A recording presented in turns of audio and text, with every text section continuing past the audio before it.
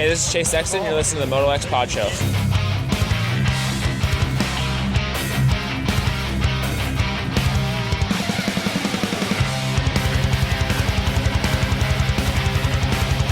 What's up, you guys? Jeremy McGrath here. You are listening to MotoXpod show.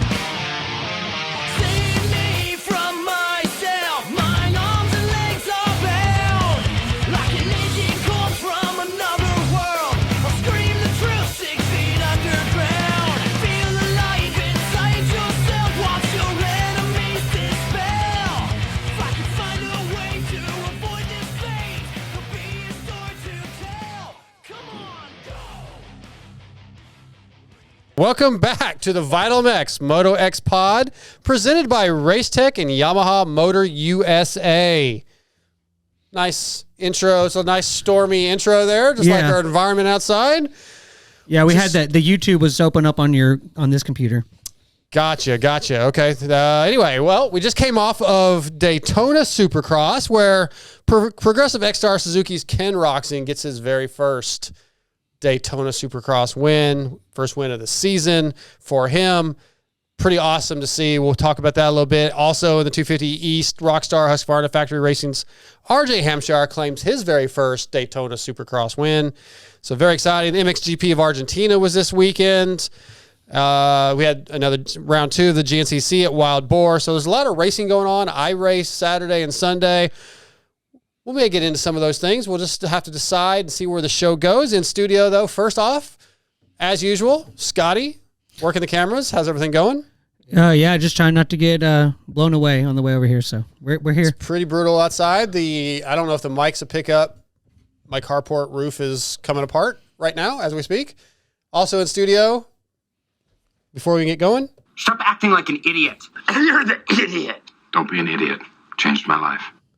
There's 50-mile-an-hour wind and trees blowing around, and TJ decides he's going to ride his motorcycle for an hour to the show. I mean, it's the only way I can afford to get here is ride the motorcycle. No, it's not bad. It's okay. We're going to find out on the way home, but yeah. I mean, it's not bad. That's what happens when you ride a KLR. They just handle everything. I would not want to ride a motorcycle in this wind. I'm actually on glad the highway at like 50 miles, 60 miles an 75. hour, fighting 70 miles an hour, fighting the wind blowing in different directions. No, thank you. We'll find out on the way home. It's funny that you played that soundbite because as I was pulling in right behind him, and like as I saw him pulling, I'm like, God, he's such an idiot. It wasn't bad on the way 50 here. mile an hour winds. There may or may not be an email that started out again. TJ's. Oh, it's his turn. We'll get to the Barnett. Heck yeah. We'll get to the emails here in a little. Barnett Clutch's emails in a little bit. Starting out, though, we're going to do the Yamaha opening chat. Switching it up a little bit. Starting the show off with Yamaha Motor USA, who has a reputation for dominance. It doesn't happen overnight. It's built over decades. The YZ story is over 50 years of iconic machines and groundbreaking innovations. Yamaha took the championship-winning bikes and made them even better because the best don't rest.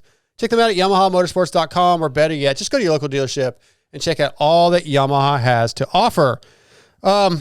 Tonight, we have some great guests. We've got Aaron Plessinger, Mitchell Oldenburg, and then local privateer Cheyenne Harmon is going to join to talk about winning the GT Arena Motocross Championship. But let's start this thing off with our winner, Ken Roczen. First win. He's now 16 points down the championship, TJ. You think he can claw his way back in? Right, I hope so. I think he can claw his way to definitely make it interesting if he keeps this up. You know, I think clawing his way in, it's maybe a little early to say that, but yeah, I mean, he'd have to win almost out, I think, and then have a couple of issues with some of the other guys. You know I think the other guys would have to have some bad races as long as they keep getting podiums. But I do hope he can get back in. It was really great to see how good he rode and how confident he is right now. And that track was awesome. I want to talk about the track in a minute, but just seeing his emotions and then that team, HEP, getting that win, such a big deal for a team like that because, yes, they are factory supported, but they're not like every other factory team. So, right. It was just really cool to see. I was torn. I had picked Cooper to win, and when he was catching him, I was like, oh, here we go. So I was sort of torn. But TJ or Scotty, what do you guys think about? What are your thoughts on? I know I guess we're having some issues over there, but what do you think about fine. Kenny? I was like kind of expecting to, when Coop caught him, I was like, well, we've seen this before. And then Coop made the mistake and he never got it back. And like, yeah, I think it's great for the championship. Yep. I'm excited to see him kind of close those points. Like, and obviously Chase went 5 more back. So like it's brewing up to be crazy. And Kenny got himself back into it. And I guess it's kind of fitting that he was the first one to get the win out of all these guys. I mean, I think he deserves it. Yeah, because obviously none of the 450 riders had won Daytona as of yet. So, I was a little bit torn, but what was I going to say? Cooper Webb, who I picked, got another second. So his last 5 results are 2-2, 1-1-2. And I was looking at average finishes. So Cooper Webb, in the last 5 races, his average finish is 1.6. But if you take the season average for all 3 of the top 3 guys, Webb's at a 2.87 average, right? Sexton's 3.5 and Kenny's 4.63. So pretty far off with that. I think that DNF. That 21st at Tampa killed him. So I decided, well, let's drop the worst round for each rider and see where it falls. And it actually moves Kenny into second average finish. That puts Webb at 2.14, Kenny at 2.2, and Sexton at 3.1. Yeah.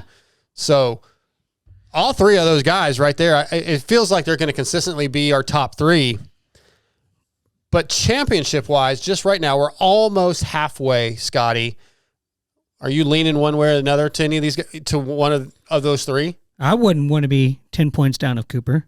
Yeah, that's exactly what I was thinking.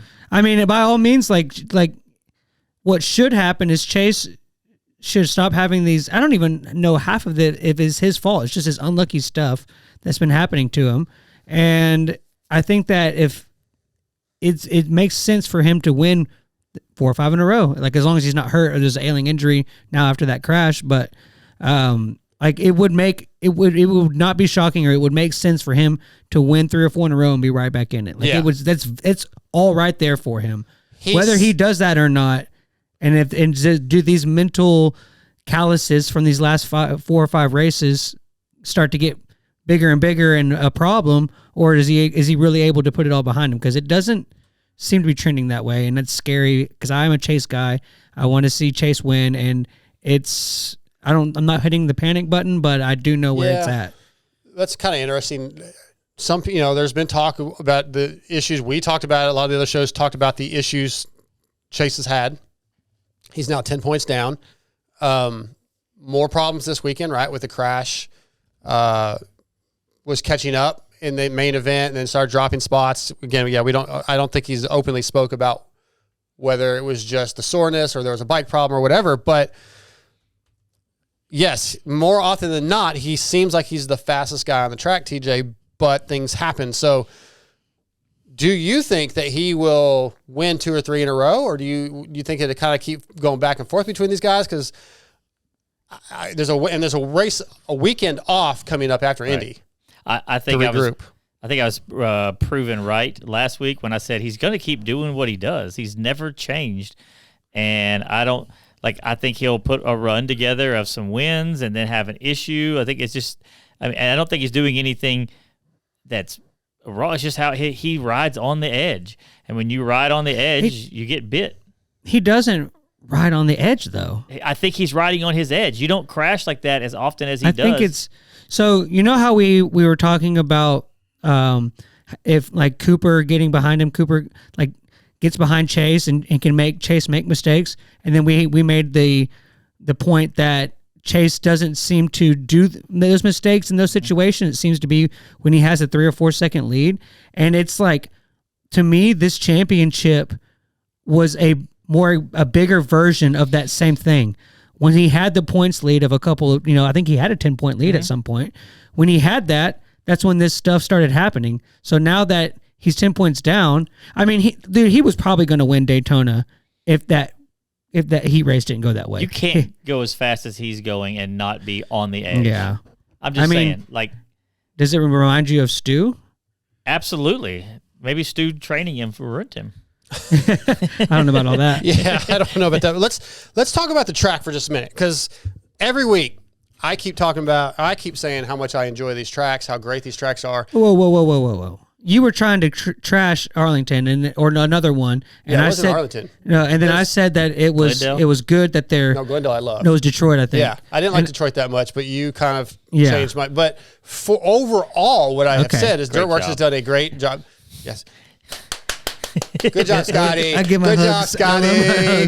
hugs. By the way, we got another email from Jason Kiefer. Yeah. So yeah, maybe we'll get to that. But anyway, going back to Daytona, I thought this was one of the best Daytonas I've seen that I can remember in a long time. Last year was pretty good, but man, again, great racing.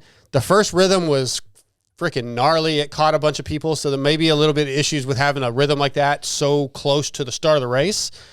But there were some cool options. The split lane worked again. The sand section I liked with the split lane. I was really happy with this track, other than maybe that rhythm lane being so quick out of the gate, because it did catch some people. What did you guys think about the track build? I thought it looked a lot like the older Daytonas that were still in the daytime, like the late 90s, early 2000s. Okay. Had that real just degraded track, big ruts, awkward, tight rhythm sections that you can't really like carry a lot of momentum and stuff to. And I don't know. I liked it.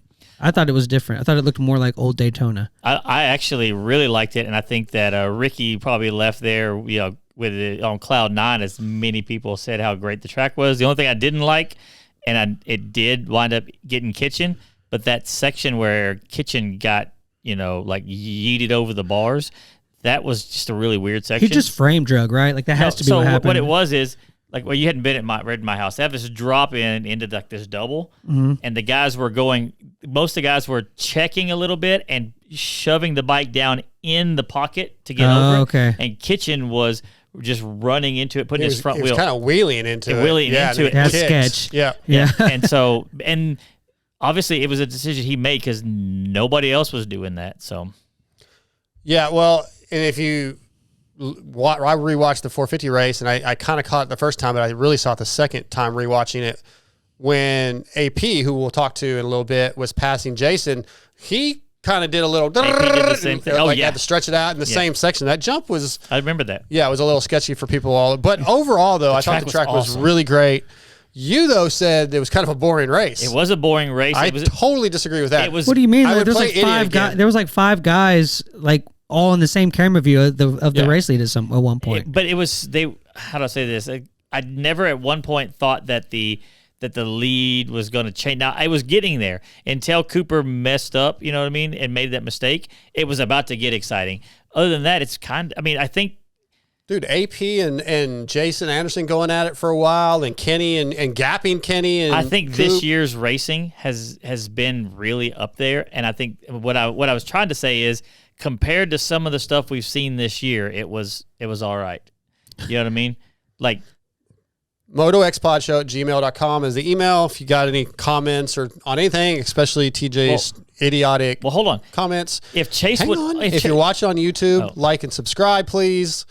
Go ahead and finish, TJ. If Chase would have been able to do what Chase normally can do, is push his way up to the front, it would have got exciting. Yeah. But once Chase dropped anchor for whatever reason, That was at the very end. I really was like, it wasn't, but okay.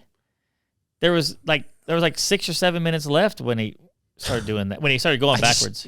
Once again, Scotty, TJ just hates Supercross. I love yeah, Supercross. yeah, he does. We know. I've been to Daytona more times than y'all have. I've been to That Daytona doesn't more mean times than you y'all. love it. You went because probably Doc was racing or something. You had. Yeah, pretty much. Yeah. But that's not the only reason. We made sure to go there, but I'm just saying, like, I've been to Daytona more than y'all have been to Supercross probably.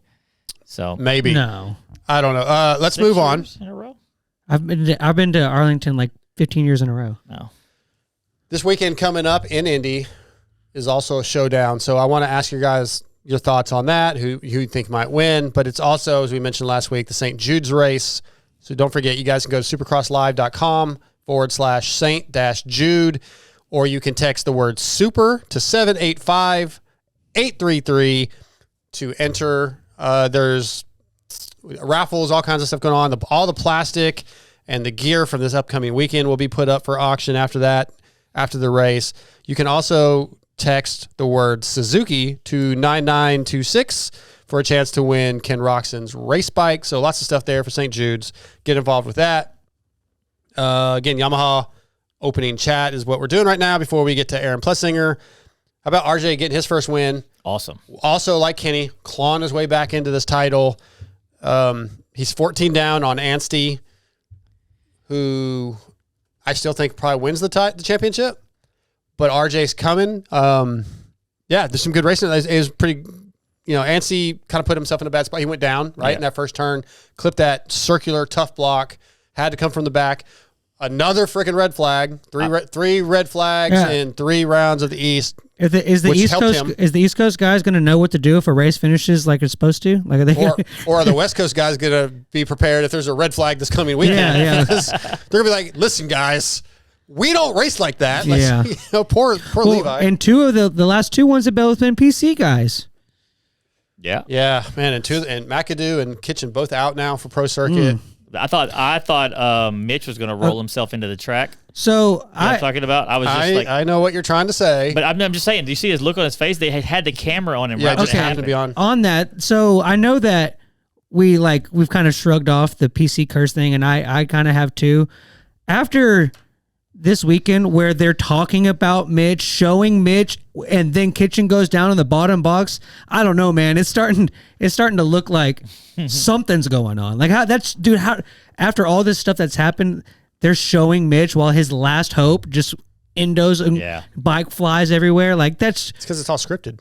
Oh, it's like NFL. Yeah, it's scripted. So I do want to say, Anstey may be proven that he can hold on to this title. I had suggested to him that ask him, like, are you going to be able to hold on to this? Yeah, I don't know why you would say such a thing. Because he hasn't been able to before, but he is now. I know I'm not the anvil.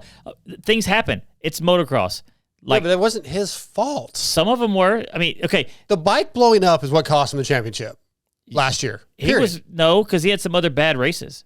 But the bike blowing up was what really killed him. But if he'd have won all the other races, the bike blowing up, I'm just saying, like, you really are. But what trying my patience right now. That's fine. I'm okay with that. But all I'm getting at is he is definitely like running a very solid season this year. Bike blowing up or not before or whatever. Like I'm just saying, like he's pushed his way up to the front and didn't make any of the dumb mistakes that a lot of guys do. I'm like, yeah. Maybe. You're like, yep. Maybe. You're like, yep. I'm like, yep. I didn't get to finish. I was saying, I'm like, yep, maybe I was wrong that it was just the bike blowing up. So I don't even know how to respond. Yeah, I got to just let that one go. Okay. Is this one of those hills that you, or as you would say, heels? Yeah. You said something when we were on the phone the other day and it was a different word and you said it the same way. Like keels, heels, peels. Oh no, I'm from the South. Oh no. Let's quickly, I don't know if you guys have your fantasy points. Let's do just quickly do the Pro X fantasy recap. Let me do the read. Yeah. Pro X is rooted in racing from motocross to off-road and supporting teams such as Ampro, Yamaha, Pro Circuit, Kawasaki, poor guys, and SLR Honda. They've been supplying quality components for almost 50 years, from complex jobs like an engine rebuild to simple maintenance, including filters, chains, and sprockets. Pro X aims to bridge the gap between OE quality and affordability. You can find Pro X at your local dealer or visit pro-x.com and search for parts for your bike. The chain and sprockets, the Pro X chain and sprockets on my KTM 350 got me and qualified for Loretta's Regional this weekend at Swan, thanks to Pro X and their awesome products. But Daytona, my team, I tried our theory. I had, I think, 11 riders. 12. I had AP, Joey Savacci, Justin Hill, Mitchell Oldenburg, TJ Albright, Levi Kitchen, Austin Faulkner, Max Bolin, Daxton Bennett, Gage Linville, Michael Hicks, and Hardy Munoz. That's a lot of riders within that budget. Albright got me 0. Levi Kitchen got me 1. Faulkner got me 5. Linville 2. Hicks. So my scores still pretty much sucked, but I got 112 points for 127th place in the MotoXpod League of the Vital MX Fantasy game. And how is that compared to your normal? It's pretty average, actually. Is I think last week was my best with like 129 or something. Yeah, I think I had so 12 it didn't really guys. Having more riders didn't really help. Well, I had Plessinger, I had Barsha, Dylan, Nichols, Justin Hill, Jerry Robbins, Moran's, which I didn't realize Moran's. I guess he went out early. What happened with him? Because he got don't 1 know. point. Yeah, I didn't see him. I don't know. I don't know. And then He Colin, wasn't on my team, so unfortunately, I guess I wasn't paying Colin attention. and Mumford did pretty good, I would think. But anyways, yeah, I did terrible. I had 109 points. And Cool, I beat you. Yeah, you did. I was a 212th this. Overall for the season, I have 901 points in 120th place. How'd you do, Scott? Did you play? So I got an auto pick team because I thought that I had to put my team in by 6:30, but it was 6. And about 6:08, I went to go put my team in, and it was too late. How many points you get? 62. Yeah. We beat Scotty. So the Way to go, auto pick. The auto pick gave me. Oh, they must have known we were having Mitch on the show tonight. They gave me Oldenburg. Too? Yeah, I had him. Gage Linville. Yep. Mookie, Seth, Dylan, Austin, Ryan Brees, and Freddie Norn was. Yeah, the team I don't think Brees made it in. I don't think to the main. And I'm pretty Freddie sure he got didn't 22nd, got 0 no points. Yeah. Brees didn't make it in. So the auto pick is not I think the he went answer. down in the LCQ. He was lined up right next to what's his name in the LCQ? What's his name? Yeah, that guy. I just watched it today. I remember seeing him, but yeah, next to what's his name. But he did. I think he fell. That's fine. Well, no, I was just thinking. Vital MX. Go ahead. If you guys want to play fantasy, sign up for the free league or the paid league, and join the MotoXpod Show League. That's the Vital MX game. MotoXpod Show There's League. Line up right QR next Chase. There's a QR code on On the screen, right if you're now. watching. Did you get like a promotion or something? Because your bike was on the ad that came on my Yeah, bike. I actually got put in a group text. I don't know why I guess I don't know who chose to do that. If ML chose or Decal Works, but Is that actually is that actually your bike or is that no, just your I don't number? have the FMF. That was the rendering they sent me Oh. for my bike before they sent the graphics. That's what the graphics do look like, yes. Yeah. But I don't have the FMF exhaust or any of that. That was just a rendering they did. That's cool. But I think actually, yeah, if I'm not mistaken, Lewis put that up on Instagram today also. But yeah, I was like, oh, so hey. yeah, you can get the Dark Side kit if you want the half evil, as Mathis said. It cracks me up. I have a trophy hanging up in my living room that has a little cartoon Dark Side number 3 on the trophy from that MotoMaster series. Oh yeah. Every time I still have one. Yeah, Yep. every time I see it, it cracks me up. Yep. I have one of those too. That was kind of cool to be put on a plaque, I guess. Sorry, I derailed the show. No, you're good. We're all over the place in this opening segment, right? The Yamaha opening chat anyway. That's kind of what it's about. As I mentioned, I didn't tell you guys that we would talk about MXGP of Argentina. So we really won't get into it that much. Hey, good, 'cause I didn't get it's fine. The chance. first round was this weekend in Argentina. I actually haven't been able to finish the whole thing yet because their website actually, when I was watching it, froze and it kind of kicked me off and I couldn't get back on. But Maxime Renault won the MXGP class. Kai de Wolf won MX2. And if you want to hear all the details, Lewis Phillips and Adam Wheeler are back with the MXGP podcast on Vital MX. Show. Amazing. I have show. not got to listen yet, but it is definitely Has it dropped probably already? yeah, it's out today. Lewis, Lewis's favorite thing he does podcast wise. It's probably the best thing he does. He really enjoys it. Him and Adam have a great chemistry, very much like the Racer X review show with Mathis and Weege and JT.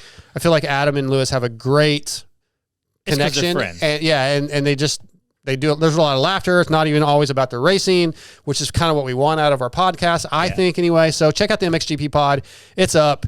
I think they have a weekend off and they'll be back. But yeah, the MXGP season's kicked off. I know that Lewis was sort of like, hey, Geyser's going to run away with this thing. Nobody's going to beat him. And I can't wait to really hear what he says that Geyser. How did Geyser finish? Yeah. I think he went 3-3 for third overall. Yeah. Febvre looked good. Yes. And so did Renault. So, it's hopefully Lewis is wrong. And there is actually a really good battle for that top spot this year with Prado being here. Hurlings is going to come in late. I don't know exactly when he's supposed to be back, but hopefully we get a really good MXGP battle. And I would like for Lewis to be wrong in this instance. I don't want Geyser just to run away with the thing. Before we get to AP here in just a few minutes, as I said, Indy coming up, showdown, first showdown of the year. There's 3 this year, which I did not realize until recently. Usually there's 2. What do you guys think we see, Scotty? Like, you have somebody that you think's gonna dominate? Do you feel like it's condition wise it could go either any way? Like, who do you think is gonna stand out? Who's gonna kind of peak at for the showdown? The first thing that keeps kind of tripping me out is that the West Coast guys have gone triple crown showdown. Okay. Like, it just seems like that's that's hasn't hard. been a normal. Yeah, quote-unquote I think race. that, and I think that that's going to be. It's been hard for Juju because in the first 2 normal races, he did really good, and then now it's kind of. I know the Glendale mistakes happened, and then he was hurt in Arlington, so I don't know if that has anything to do with it, but I just thought it was interesting that that's been their schedule, and I guess if anybody is going to do good with that, it's Deegan because the bigger the stage, the better he is, and so I think that I think it's. If he doesn't go out and win it, there's going to be a couple of question marks. I disagree. Not question marks, but no, because I think at a showdown there's more factors, more variables. So I'd say it's more likely that he wouldn't win a showdown than he would a regular race. No, I'm not saying likely. I'm just saying, I think that he needs to. Oh, I see. Okay, most. all right. TJ, any thoughts on? I want to ask you. I guess is there anybody that maybe hasn't shown us their spotlight yet that could step up in the showdown? Anybody that stands out? Because I have a guy in mind, but do you think anybody benefits from the showdown? Man, I think it's got to be somebody on the East Coast that's going to benefit just because the dirt and all that kind of stuff. But I can't imagine on top of my head. I'd love to see like Volan or somebody pull something out of the hat because I think if he gets up front and gets out, those guys aren't going to kill themselves to pass him because you know what I mean. I would love to see somebody along those lines get out there and do something. How many West Coast guys finish in the top 10? Over or under 3? West Coast top 10. I mean, I'd say over. No. Out of like, how many guys out of the West Coast Finish in the top 10? Finish in the top 10. I got you. All right, you said it weird. Oh, sorry. I'm going to say over 3 because I think 4. Shimoda. I think Deegan, Davies, Juju, probably Shimoda. So that's over. Okay, then over under 4. Yeah. Scroll that up. I want to see who else is on Oh, do you want me to put it on the? No, just scroll it up. Yeah, I'm gonna go 4. I don't know. The guys on the guy keep going like Did you say that's 450s? down. Never mind. How How nobody is knows down? what It's up to the top Jordan of the page. Smith is Yeah. Jordan's not gonna be there. It's not going to be there. So I'm gonna say 4. yeah, But I do think the question I asked you, TJ, I think Joe Shimoda could maybe he like I don't have him even on my podium when we get to picks, but if he came out and won, I'd be like, okay. That's kind of Joe though. Yeah, that's what I'm saying. Like A1. The A1 is exactly that. Like, nope, we didn't pick him. Weren't really talking about him because because he also had the finger issue, right? Well, but I'm talking about before that. Yeah. We were like, Joe never starts off the season strong, and then he came and win it, and we were like, oh yeah, he can do that. well, that's like, what I wasn't thinking of somebody who was at. Oh yeah, I was thinking of more. That's what I'm like, saying. Somebody that you hasn't spotlight like hasn't won. peaked yet. But he Hymus. Okay, Oh, so that's there's a another good guy. one. That's a We good haven't had Joe Shimoda or Hymus as a guy. I really That's don't kinda understand how he's only 13 points back because I feel like I haven't like really seen him at like at I would all. say I consider, and Hymus he's just a guy. there somehow. Yeah, I consider that's the thing. him a He's just guy. kind of quietly, He just kind of been there. lingering. Yeah. pulling a web. Actually, you know who's been quietly lingering like that would be Tom. Like Yeah? Biel. Like But to that me, because that's kind of his. Yeah, We all knew I don't that think was he's what he was going to lingering. do. I just feel like he's just kind of been quietly just doing his thing. I don't think it's been that quiet. I think Yeah. it's been pretty talked about that he's kind of just hanging right there like he always does. That's what I mean. Like he's not up front in the battles and No. doing anything crazy. He's just But he is up front in this point stand. He's only 6 back. 6 back. Max better hold on. Yeah, I started to pull it up real quick. Damn it, TJ. hang Okay, on. we need to move on. We got you got So yeah, TJ. Joe. Yeah, Joe's been he's had some bad races. Yeah. Well, I mean, he's Not bad, but just not what we would expect. got a out of broken him. finger. Yeah, but I would not be completely surprised if he came out and won the thing. I think so. That's what about you? Does somebody you said Hymus for you? Yeah, I would like that hasn't shined yet. It was the question, right? Yeah, like is there somebody like that just could stand up? I think I wouldn't be surprised if Hymus podiums this weekend. He's been trajectory going up. He's in this points fight. I think he's getting. I mean, you would know more than me. I think he's getting healthier. Yeah. So I'm in the process of trying to get AP on the phone. Yep, but I see you.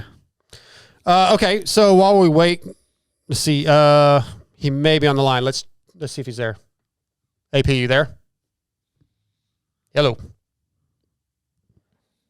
Got nothing. You're a failure. You got. Let's talk real quick because I don't have any audio. I don't know what's going on.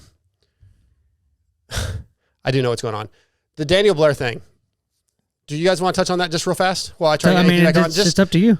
Yeah, just briefly kind of give your thoughts on it. Let me try to get him back. I want to say that it came out and it was like one of those things. I was surprised that it was surprising. Does that make sense, Scotty? No, what do you mean? Hey, we got our first guest on. So let me do the read real quick. Yeah, I'll tell you guys what I did wrong in a minute. But Racetech is the world's largest aftermarket motorcycle suspension modification company. They have over 35 years of experience providing factory-level suspension to the everyday rider. For nearly 40 years, Racetech has been supplying the motorcycle industry with high-quality suspension components made right here in the USA. From modern to vintage, Racetech is your go-to source for suspension performance. Visit racetech.com. You can find your local service center. Get to know your local tech. He's probably at the local track with you. They can do anything you need with your suspension. Tonight, Racetech brings us Mr. Aaron Plessinger from the Red Bull KTM Factory Racing Team. What's up, AP? Hey, not too much, Jamie. How are you guys doing? We're hanging in, having a few technical issues, but mostly it's all my fault. Yeah, I had you on the wrong channel when I tried calling you, so sorry about that. But hey, no worries. Hey, man, good job. Congrats on the podium at Daytona. I know how big of a deal that was for you, especially with the season has not gone the way you want, and most of the things have been out of your control. So I feel like turning it around, getting that podium, man, the mental state has to be a lot higher. Yeah, for sure. First off, thank you. And yeah, man, with the way things have been going the past few weeks, since the start of the season, really, that one felt really, really good. And to lead a couple laps and then go back to fourth and then come back and get back up on the podium. Yeah, it was awesome. It just felt good. It felt like a good day, and I guess it was a great day to have a great day. Yeah, for sure. Let me ask you this: so the first few races, you were sick on, I think, San Diego, if I'm not mistaken. You ran into Dylan Ferrandis on one and damaged front brake, if I'm not mistaken. So some of these things, you've had a couple crashes that have resulted in the poor results or the DNFs. But do you feel like you had been riding well minus those issues and comparatively to how you rode at Daytona? Because at Daytona, you were amazing. You looked fantastic. But do you feel like you've been riding good all year, just had these weird things happening? Yeah. I mean, honestly, dude, during the week, it's like, me, Malcolm, and Justin were literally banging bars the week before Tampa. And in Tampa, I just, rode really, really tight and got a bad start. And then,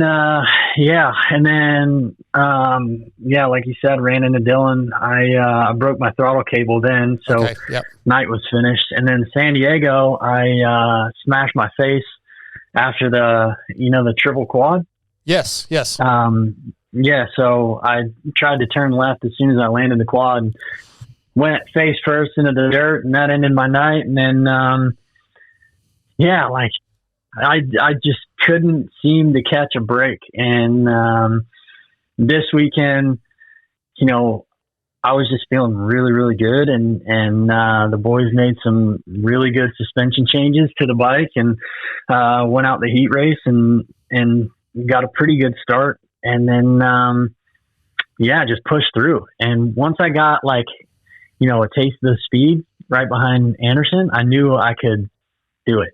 I knew I could get up there and battle with these guys. So that gave me even more confidence in my starts. And then after that, so in the main, I was right behind Anderson again, and I was like, all right, well, here's the heat race again. So made the pass and just kind of tried to ride, relaxed and not so pent up and bound up. So that's pretty much what I did. And then those guys, Coop and Kenny were on another level. And then, Chase got by me and then I picked up a few lines that I got from Chase and Coop and Kenny and put on a late moto charge to hold off the number 32.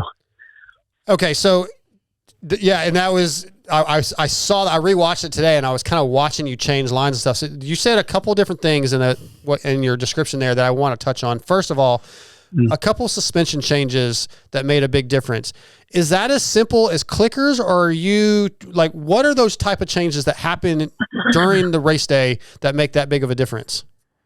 No, so I have been struggling with bike setup a little bit throughout the year, just kind of not knowing what I want, and most of it's kind of confidence. Mm-hmm. And I think we made the forks like internally softer. Okay, so that you're doing wasn't a clicker internal change. changes on race day. Yeah. Yep.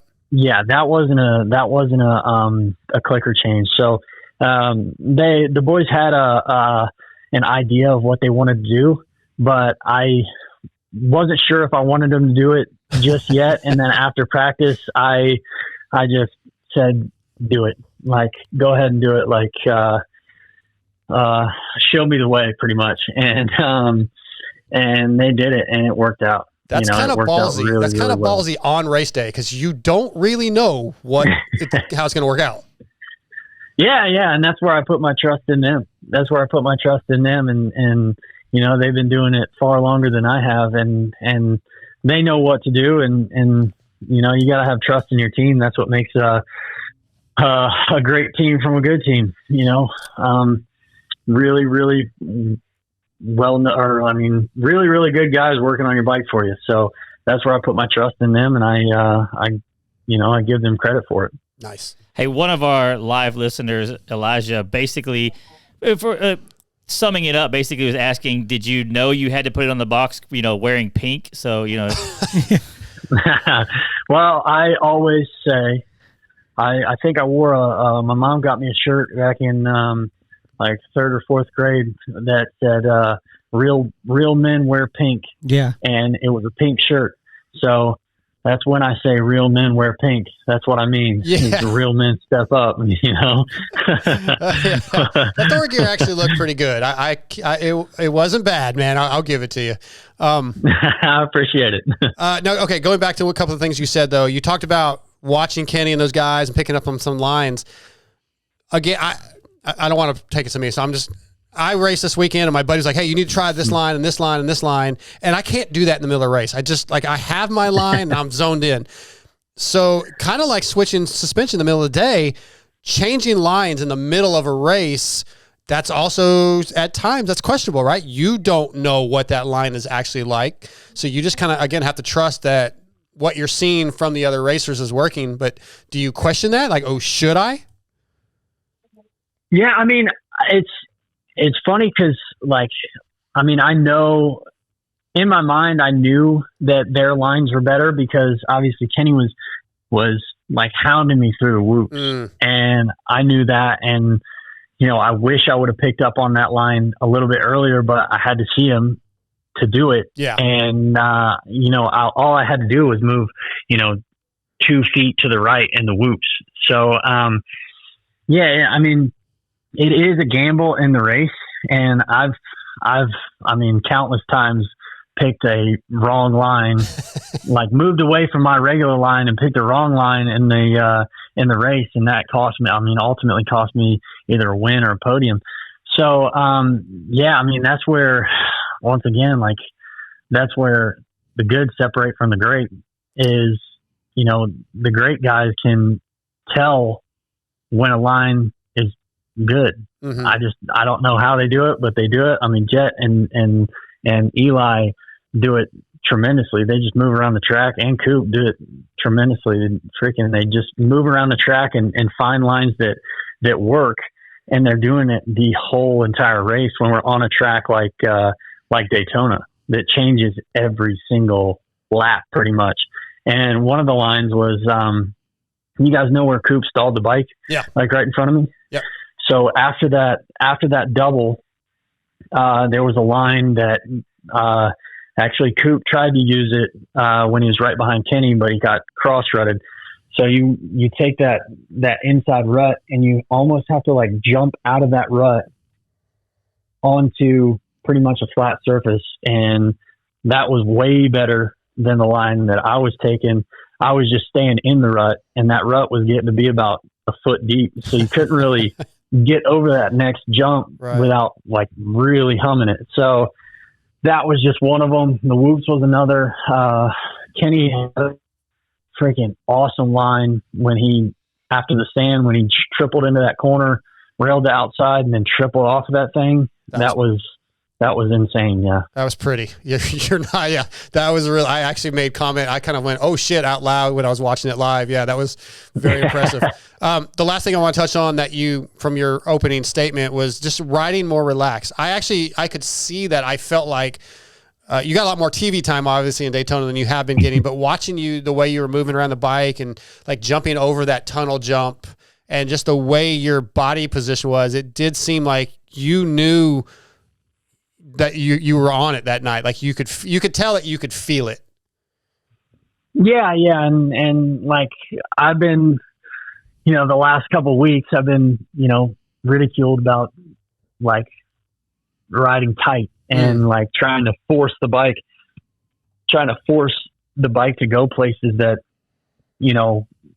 I want to go. Mm-hmm. But ultimately, you got to flow too. So in that sense, when I'm forcing the bike, I'm not flowing, and it's making me ride tight. It's making my arms tighten up. And whenever, you ride loose and just flow with it, let the bike and the track come to you, it's so much less taxing on your body.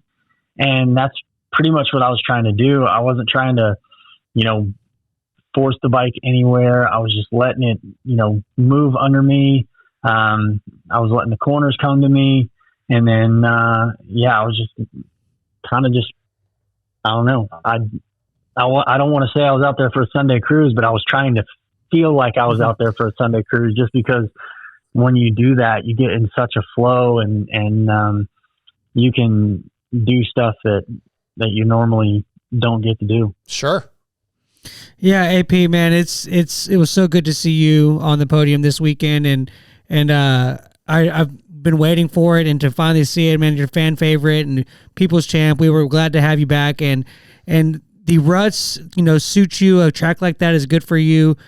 I just want you to know that when we're watching a race like Daytona and see those ruts, like I can't comprehend how you guys go that fast and that stuff. So just kudos all around, man. Just what is it like lap in, lap out, just taking those ruts and having to go through a track like Daytona? Yeah, man, like in the moment you don't really think about it, but now that the race is over, I've had time to, rewatch the race and look at that stuff, and man, it feels so good.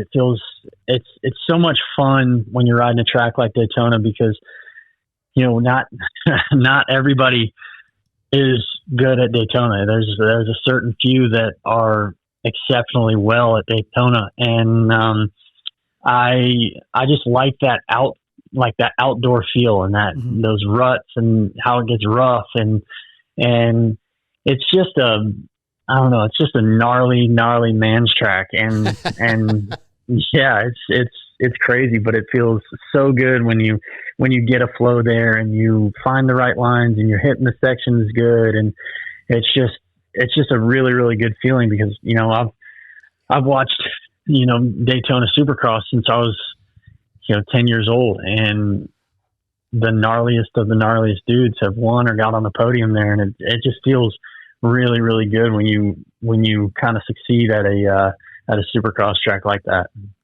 Yeah, man. The older I'm getting now, like the more I see stuff like that, and it's just nope, I'm out. I'll just sit at the trailer. You talked about going back to watch the races, and I've talked to racers, and I mean all of us. Panic things happen, and then you forget about it. You had a kind of almost an incident, the same place that Kitchen went down. When you went back and watched that, did you remember that happening before, or was it as scary as it looked to us? Like when he was passing Jason, I think. Yeah. Yeah, I mean, I do remember exactly what you're talking about, but in that moment, it doesn't really feel that sketchy to say. But but yeah, I mean, once you go back and look, you're like, wow, that could have been really bad. That could have been like night ending for me. Mm-hmm. So, yeah, I mean, in the moment, you're not really thinking about it, but I mean, all you're thinking about is who do I need to pass next? And that was a really good pass. Was that in the heat race or that was the main event? The main. Okay. Yeah, that was the main event. So Yeah. in that sense, I was just like, get out front, go, go, go. Yeah. And, gotta get away. you don't really think about that stuff. Like you've probably asked riders before if they remember, either a pass or an incident that happened on the track. And they're probably like, I don't know. It's just, sometimes you get in that state and you're just like, you're just in the zone. Yeah. And once you get out of it, you almost forget everything that has happened in the last 20 minutes. Yeah, I couldn't go back. I couldn't go back and watch. Well, that's like every day of my life. I forget what happened 20 minutes ago. But seriously, It's old age. I don't know how y'all would go back and watch that and be like, yeah, I almost died, but it was fine. Yeah. Well, when you land on two wheels, it's a little bit easier to come back and watch it. Well, another incident that I caught was in the heat race with Malcolm right before the finish. I think you cased that big double. How'd that feel? Yeah. Dude, well, so I was hitting it on, I think, the right-hand side in the heat race. And on the right and the left, it was smooth. You could do that. But in the middle, there was it was more of a wall, I guess, from people just hitting the brakes and letting off right at the wall. But I hit that middle line the last lap of the heat race, and dude, I thought I was going for a ride. Yeah. I'm so lucky that the bike just didn't keep going. But yeah, it just threw you a different way. And I even came back and I told Tom that, do not hit that in the middle. Like, if you're going to double it right or left. Like, do not hit it in the middle, because I almost ended it. Yeah. Yeah. Right there. Yeah. There was, I remember kind of making a little sound at that too. I was like, oh, yeah. So yeah, that track was, and I cased it too. Yeah. And exactly. I cased it at that. So I was like completely level to where you want to be when you're landing something like that. You want to be rear wheel down for sure at all times. Before we hop off, I cased it and it stopped. Yeah, it did. I know. Yeah. Before we hop off the subject, one of our listeners had another question. Austin Justin asked if you is it hard to block out when you see a situation happen right before you, like 10 minutes before you go out, you have to, or talking about like Levi? Yeah, like Levi situation or anything like that, or is it just kind of you just move on and just block it out? Yeah, I mean, you got to move on and block it out, or else you're going to be thinking about it the whole night. Like, in a situation like that, with that kind of jump, it's almost like, I watched it back and it was almost like Levi wheel tapped the second jump, and his front wheel almost completely missed the top of that jump. So in that sense, it's almost like, all right, my front wheel has to hit that thing. Like, it has to, no matter what. And that's pretty much what I told myself. And they actually fixed that jump. Not fixed it, but refaced it so the ruts weren't there before we started our race. Mm-hmm. So that wasn't too much on my mind, and the right side was laid down a lot more than the left. So when I was making that pass on Jason, I actually thought about it, and I was like, dude, put your front wheel into this thing. Put your front wheel into this thing. And I almost moved too far forward, which you guys were talking about, and you were stretched out. Yeah. Adrenaline's a hell of a drug. Sure. Yes, sir, it is. Aaron Plessinger is brought to you tonight by Racetech, racetech.com. Again, find your local service center. They can help you out. If you want to get your suspension serviced or revalved, they'll get you taken care of. Again, man, my KTM 350 with the Racetech spring conversion kit got me qualified to regionals this weekend. Yeah, going to regionals. People thought that you were AP. Yeah. Oh, bro. Yeah. Oh, yeah. So the track. Dude, we're about the same height. Yeah. We're about the same height. I mean, raced if you at didn't Swan cut here hair, in East I would- Texas, I'd man. believe it. Oh, sorry. Go ahead. Sorry, I interrupted you. No, you're good. I was going to say that if you didn't cut the hair, I think people would believe it. Yeah, I rode a very rutted track this weekend. He's also living out one very big thing too, AP. What's that? What did a certain guy named Jeff Emig do to you? Well, I passed him in the first turn. Okay, Let's how go. did the race end? It ended with him lapping me, but hey, but look, I was like, I slowed down so much on the last lap, hoping he would lap me, so I didn't have to do another lap. Yeah, I was like, "Come on, Jeff, come on, Fro." But anyway, all right, let's get back to you.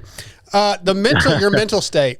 I want to know where it was at in the beginning weeks. We kind of already talked about your first few rounds and all that, but was the mental side a struggle, and has your confidence completely flopped after this week? Does it turn everything around for you?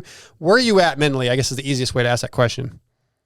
No, where I'm at now is really different than when, those 22nd finish or 22nd place finishes were not too far behind me. I was struggling at first, man. Okay. It was like, I was to the point where I was like, am I doing the right thing here? Like, what do I need to change to do this and do that? Like, it was a tough couple of weeks, but now, like now, with those starts, I think really what helped me was the starts in Detroit. The starts were on point. I got the whole shot in the heat race and in the main, and that kind of really turned things around for me to where I was like, all right, dude, if I can get up here and run with these guys, at least in the first couple laps, like something's going to stick. Mm-hmm. And, that's pretty much what I did in Daytona. I got up and I was leading the race, and then, I didn't even see the halfway point. Like, I didn't even see the dude put out the stick for halfway. So, I was just running up there with those guys, not really caring what or how much time we had left. And then, all of a sudden there's a white flag, and I'm like, all right, this is going to stick now. I just gotta hold off another 32 and I'm good. So, no, I think the starts in Detroit were what kind of changed a little bit in my mindset. And then, I think it was last weekend at Arlington, I got up I think I was in the lead for a second or two. Mm-hmm. And then, in the last main, I was trying to convince myself that wasn't it, but yeah, I got up in the lead for 3 corners and beefed it into the hay bales. But I was just like, okay, you got the starts now. Now let's finish it.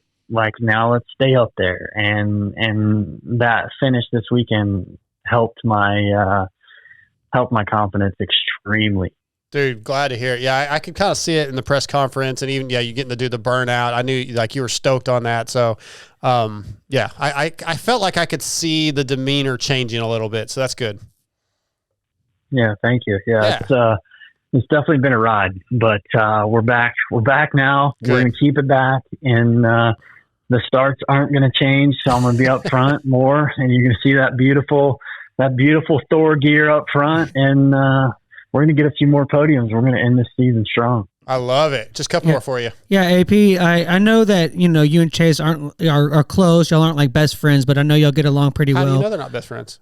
I mean, are you and Chase best friends, AP? Pretty close. Pretty close. That's I think if we lived a little bit closer together, I think we would be. Yeah. Okay, I got you. So what I was getting at is that, these last couple rounds haven't gone ideal for him. I know that y'all are working real hard together to get the bike to where it needs to be. At this point, now that we're ready to gear up for these podiums and get back on the track that you should be on, is any part of your mindset to kind of be there to help him get in between some championship points kind of things? Is that anything that you think about at all? Or is KTM talking to you about maybe any kind of team tactics or anything, or is it you just taking it one race at a time? Right now, I'm just taking it one race at a time, and just trying to get up there where I belong. And I think it might be a little early to start thinking about the championship thing. Just because I think that was round 8, I believe, and then we have.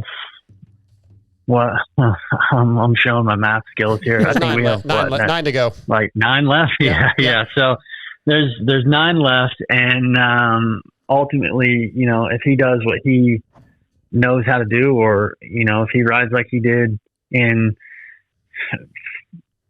any race. I mean, if he rides like he did coming back from that start crash at Detroit, then I mean, he can beat anybody. So if he does what he knows how to do, he's up there for sure.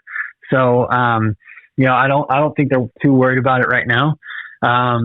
Say 4 rounds to go or 3 rounds to go. I think that may be a possibility. But, the team, I think they equally want us to do really well. Yep. So as for right now, they're just telling me to do what you know how to do. Go out there and rip and get as many podiums as you can and just ride like you know how to, and let's finish this season strong and go into outdoors with that momentum. Yeah. I like that. Let it happen kind of naturally.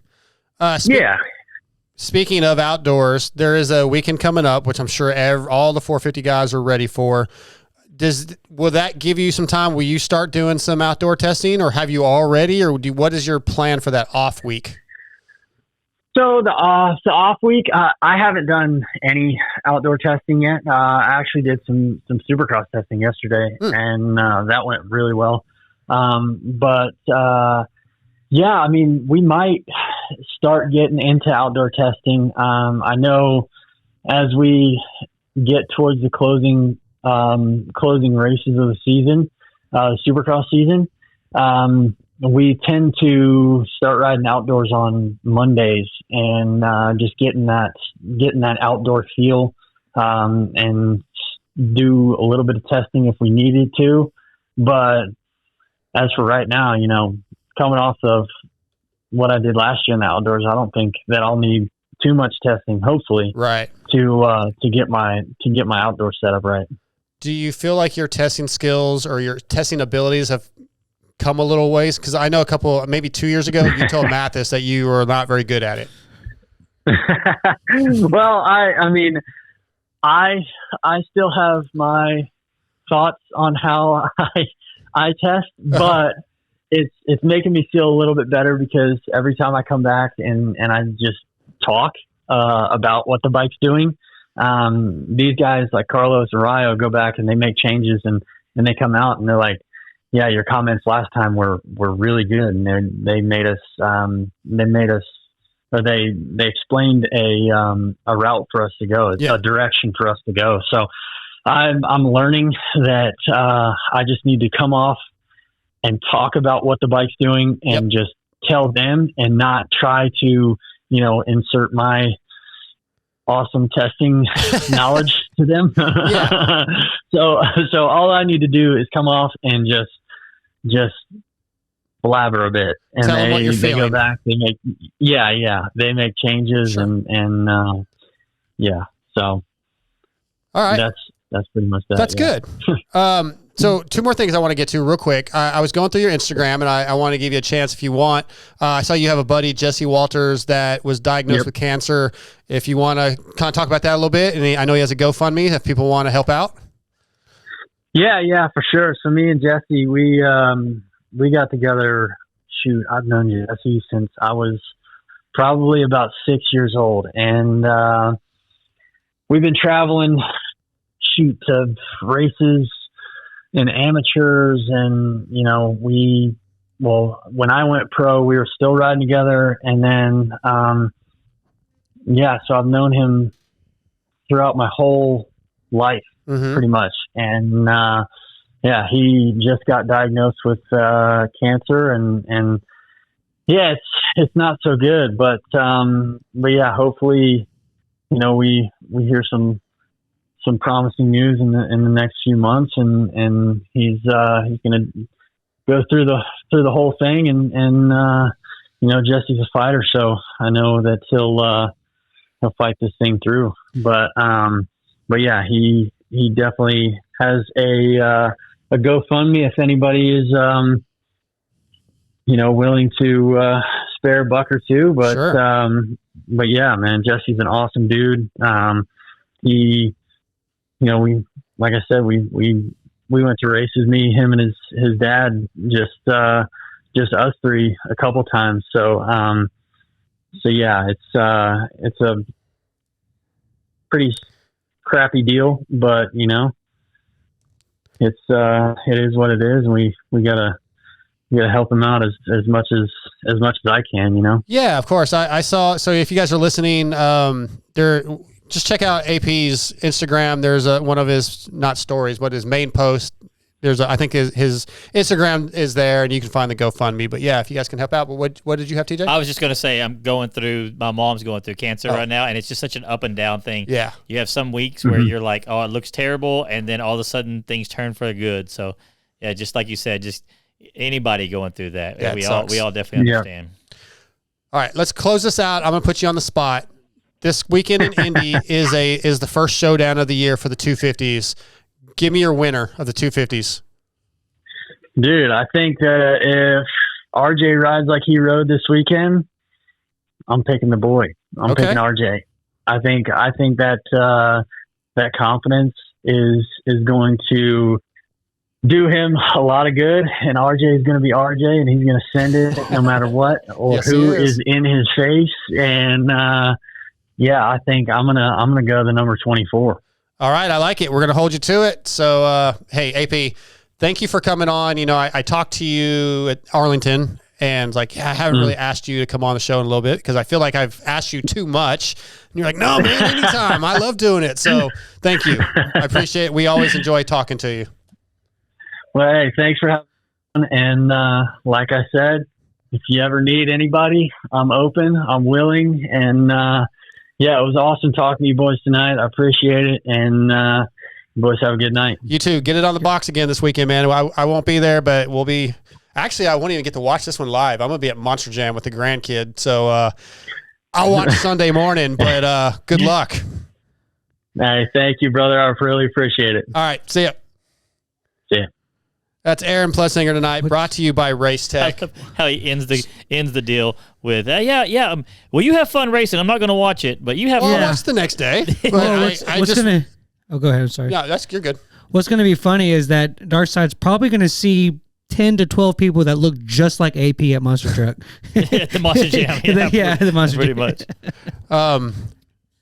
Yeah, so you guys made a comment a minute ago, and yes, I can't help but acknowledge when there's issues on the show. No. I just can't, right? So what I did with the show is recently I got away from using the Bluetooth for the phone and hardwiring it, and I had it on the wrong setting. Oh, I got so you. I screwed up. So it's on me. But yeah, that stuff, whatever. Oh, I thought we were. I thought we were talking about how you always start off an interview negatively. I don't think I did. I said you had a great ride, and Yeah, no, you didn't. It was like half. It was like half and half, like Arnold Palmer. I mean, we didn't ask him if he was going to block for his teammates, so. Yeah, I didn't ask him that.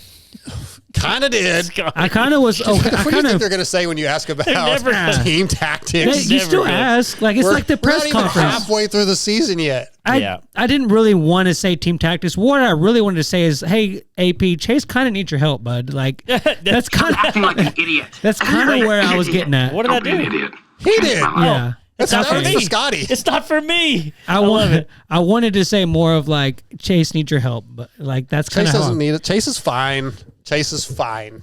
I like I said, I haven't pulled the RJ's going to panic button out RJ yet. and Chase is going to Chase. Could have asked Eli last week. Hey, when you come back, are you going to block for Cooper if he needs? I did ask him if he was helping the younger guys at Star, and that didn't go anywhere. He doesn't rarely rides there, and he's like, Yeah. he stays in his motorhome. I actually liked the question because the answer was like, no, I just stayed to myself. Like, I just thought that was like. Yeah. All right, yeah. so we got Mitchell Oldenburg coming up. Let's do the Xbrand forum check-in. Xbrand That's what happens when I get censored. That questions come up. Xbrand is your choice for clear vision and a leader in motocross and off-road goggles. Xbrand is used by many of the top GNCC riders, including 2023 XC1 champion Craig DeLong, Kyle Chisholm, Grant Baylor, Lynn Snodgrass, Michael Hicks, Henry Miller, Freddie Noren. Visit eksbrand.com or go to your local dealer. And again, man, just keep watching those Star guys when they win. That's those Alpine Star goggles. They are a Xbrand goggle. Just going to straight up say it. So they're good goggles, trusted by some of the best riders in the business. I still think there should be like a little bitty X on it somewhere. Well, they don't Don't pay that kind of money to Xbrand, so that's they pay for the exclusivity. The Xbrands have the logo molded in the Different lens. The lens has a different thing. It's got I think it's got the A-Star. I've got that. Remember that set that I had to sing here? Yeah. It's got the A-Star. Have to look logo. at it. Yeah. Okay. Xbrand forum check-in. Let me open this up. But it's titled "Bringing Back the Sunday Futures Races." Remember those? They're on Saturday night. Nope. No, but it was That's not what actually I'm talking about. It's talking about when we could race. Yeah. In the stadiums. Oh, on the Sunday. amateur Remember? day. The amateur day. Yeah. Yeah. Well, that was what Futures was to begin with. and that's remember? what it should still be. Okay, I know this isn't what we're talking about, but that bothers me. If there's a 50+ class, that's not a future. Well, It's okay, not- fair enough. Well, fair enough. But it was just called. They did the futures on set. Yeah. On Sunday. Okay, call it amateur day. But anyways, moving on. That's not part of what we're talking about. As the title says, this is posted by MotoMind00132. As the title says, do we see them bringing back Supercross Future races? Those were fun, and would 10 out of 10 do them again if they came back? It's always fun getting on a real Supercross track in a stadium. No, they're not coming back, but I want to pose the question to us as a group. If they did, would you guys want to do it? Because at the time, I was out. I wasn't riding much, didn't want anything to do with it. Now, I might go line up. So we had to do futures, or Doc had to do futures through that program before they started racing during the day. They did it on Sunday when he did his stuff. Bro, like it was nothing but just people getting carded out of there. Yeah. There's no chance I want any part of that. You know that song where it's like my mind's telling me no, but my body's telling me yes? It's the opposite. Yes, okay. I was like, that doesn't, yes. Yeah. But yeah. My mind's telling me yes. My body's like, nah, don't do the it. thing was, I wouldn't mind riding those tracks. They were tamed down. They did them pretty nice. But it's like you get in there, you got one day, you ride, and then you don't have any time to learn. There's nothing else like that you're going to ride. No. And I think that's why people were carded. And a lot of people go out there thinking, oh, I can do that. Most guys like us are like, oh, I can do it.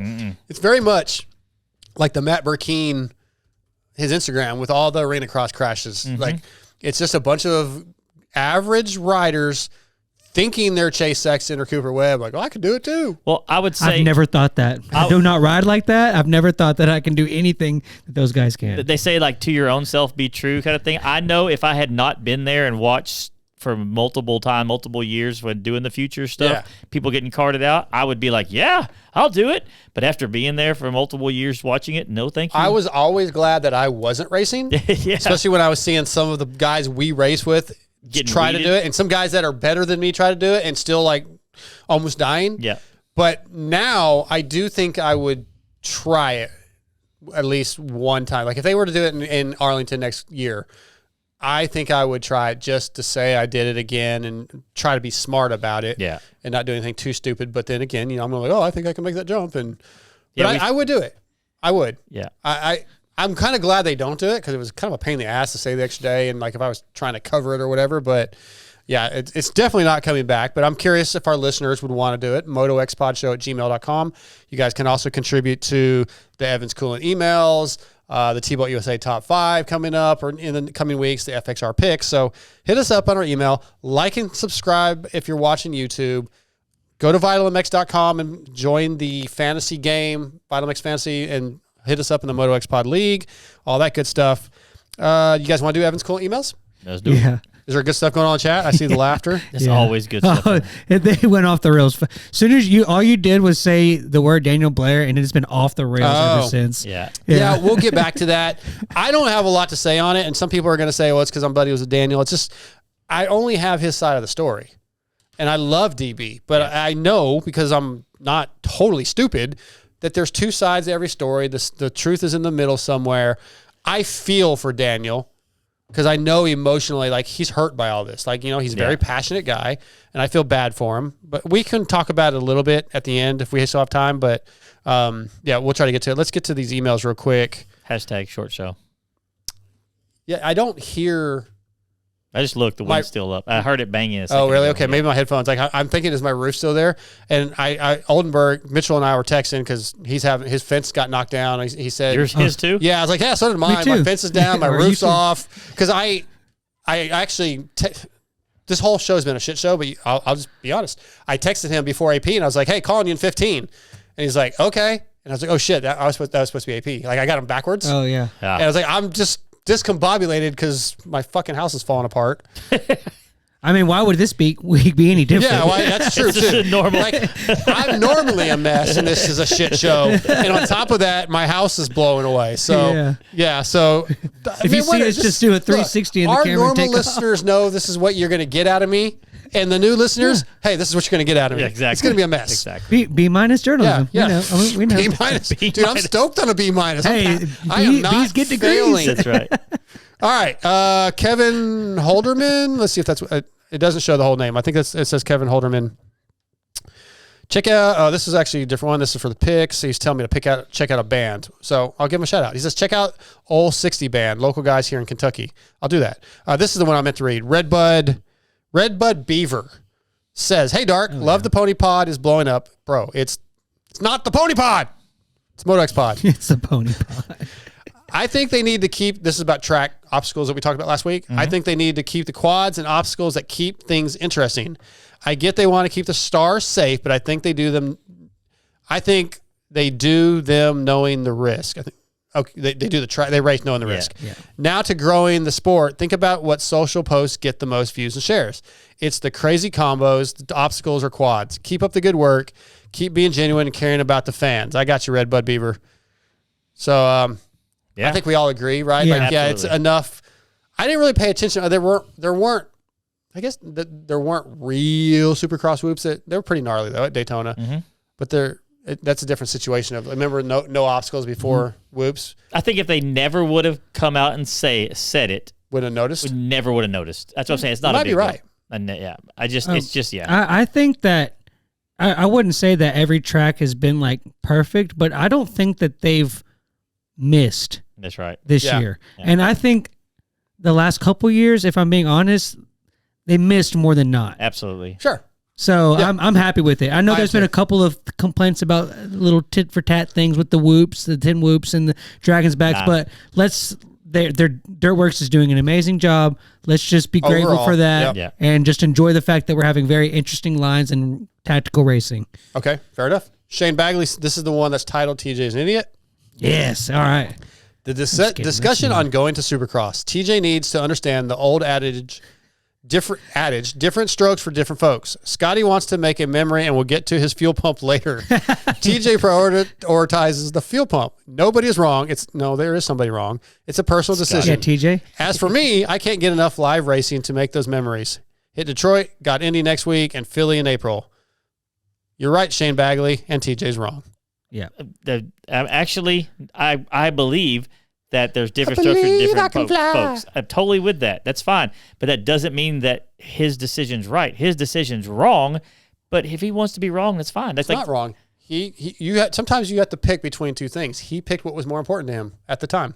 Yeah, and that was the wrong decision. Because this weekend he's having to borrow. He wants to borrow your bike. You should tell him, no, you cannot borrow my bike because you could have fixed yours. I should tell him when we get to the track. That'd be mean. Tell him. Well, okay. He ride by Solaria. An average of 45,000 fans per Supercross over 17 rounds. 765,000 people disagree with TJ. No, those people may be able to afford it. You can't. Nobody can afford anything. All right, we got to do one more. We got to get to Mitch Oldenburg. Okay. Jason Kiefer is back. Yeah. I did not pre-read this.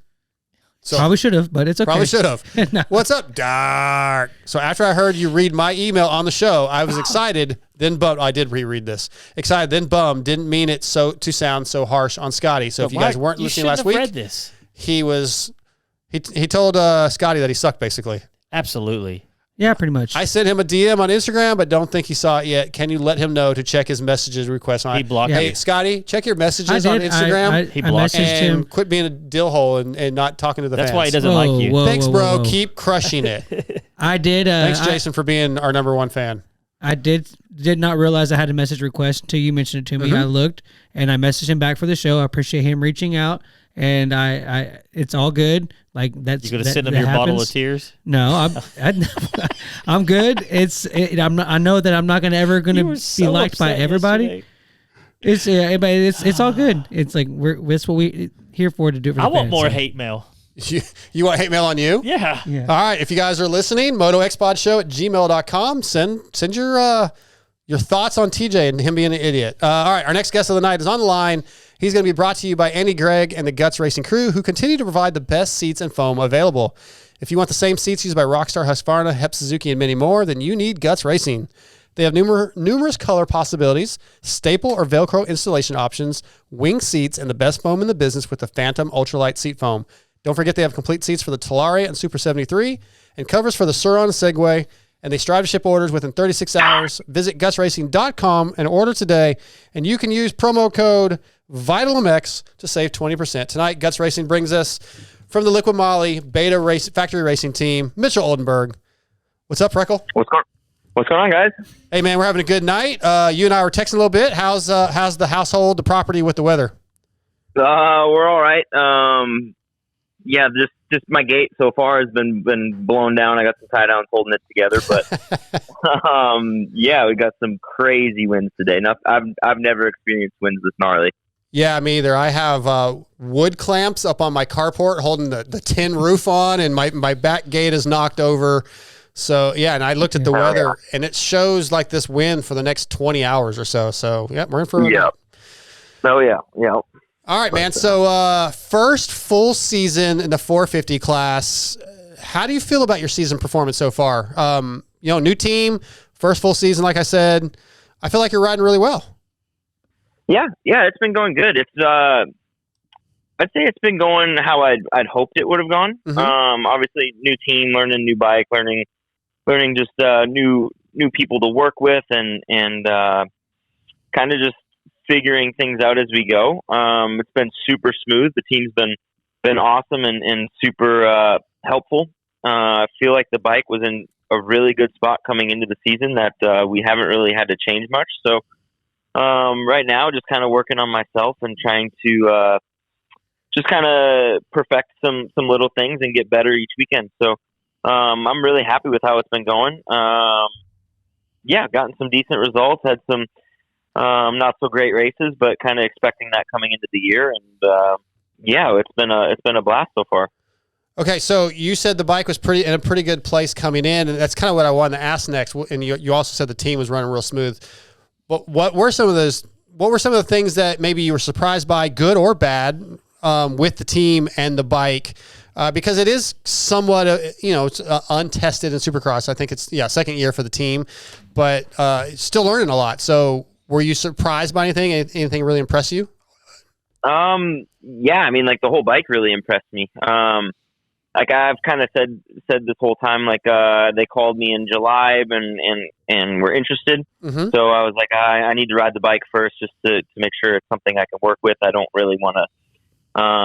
Obviously, I'm towards the end of my career, or closer to the end than the beginning. So I don't want to go out on not very great equipment and struggle with results and just kind of fade away into the sport. So I went out there in July and rode the bike and was just kind of like, yeah, this is something that I can make work. I know what I need to do to achieve how I want the bike to feel.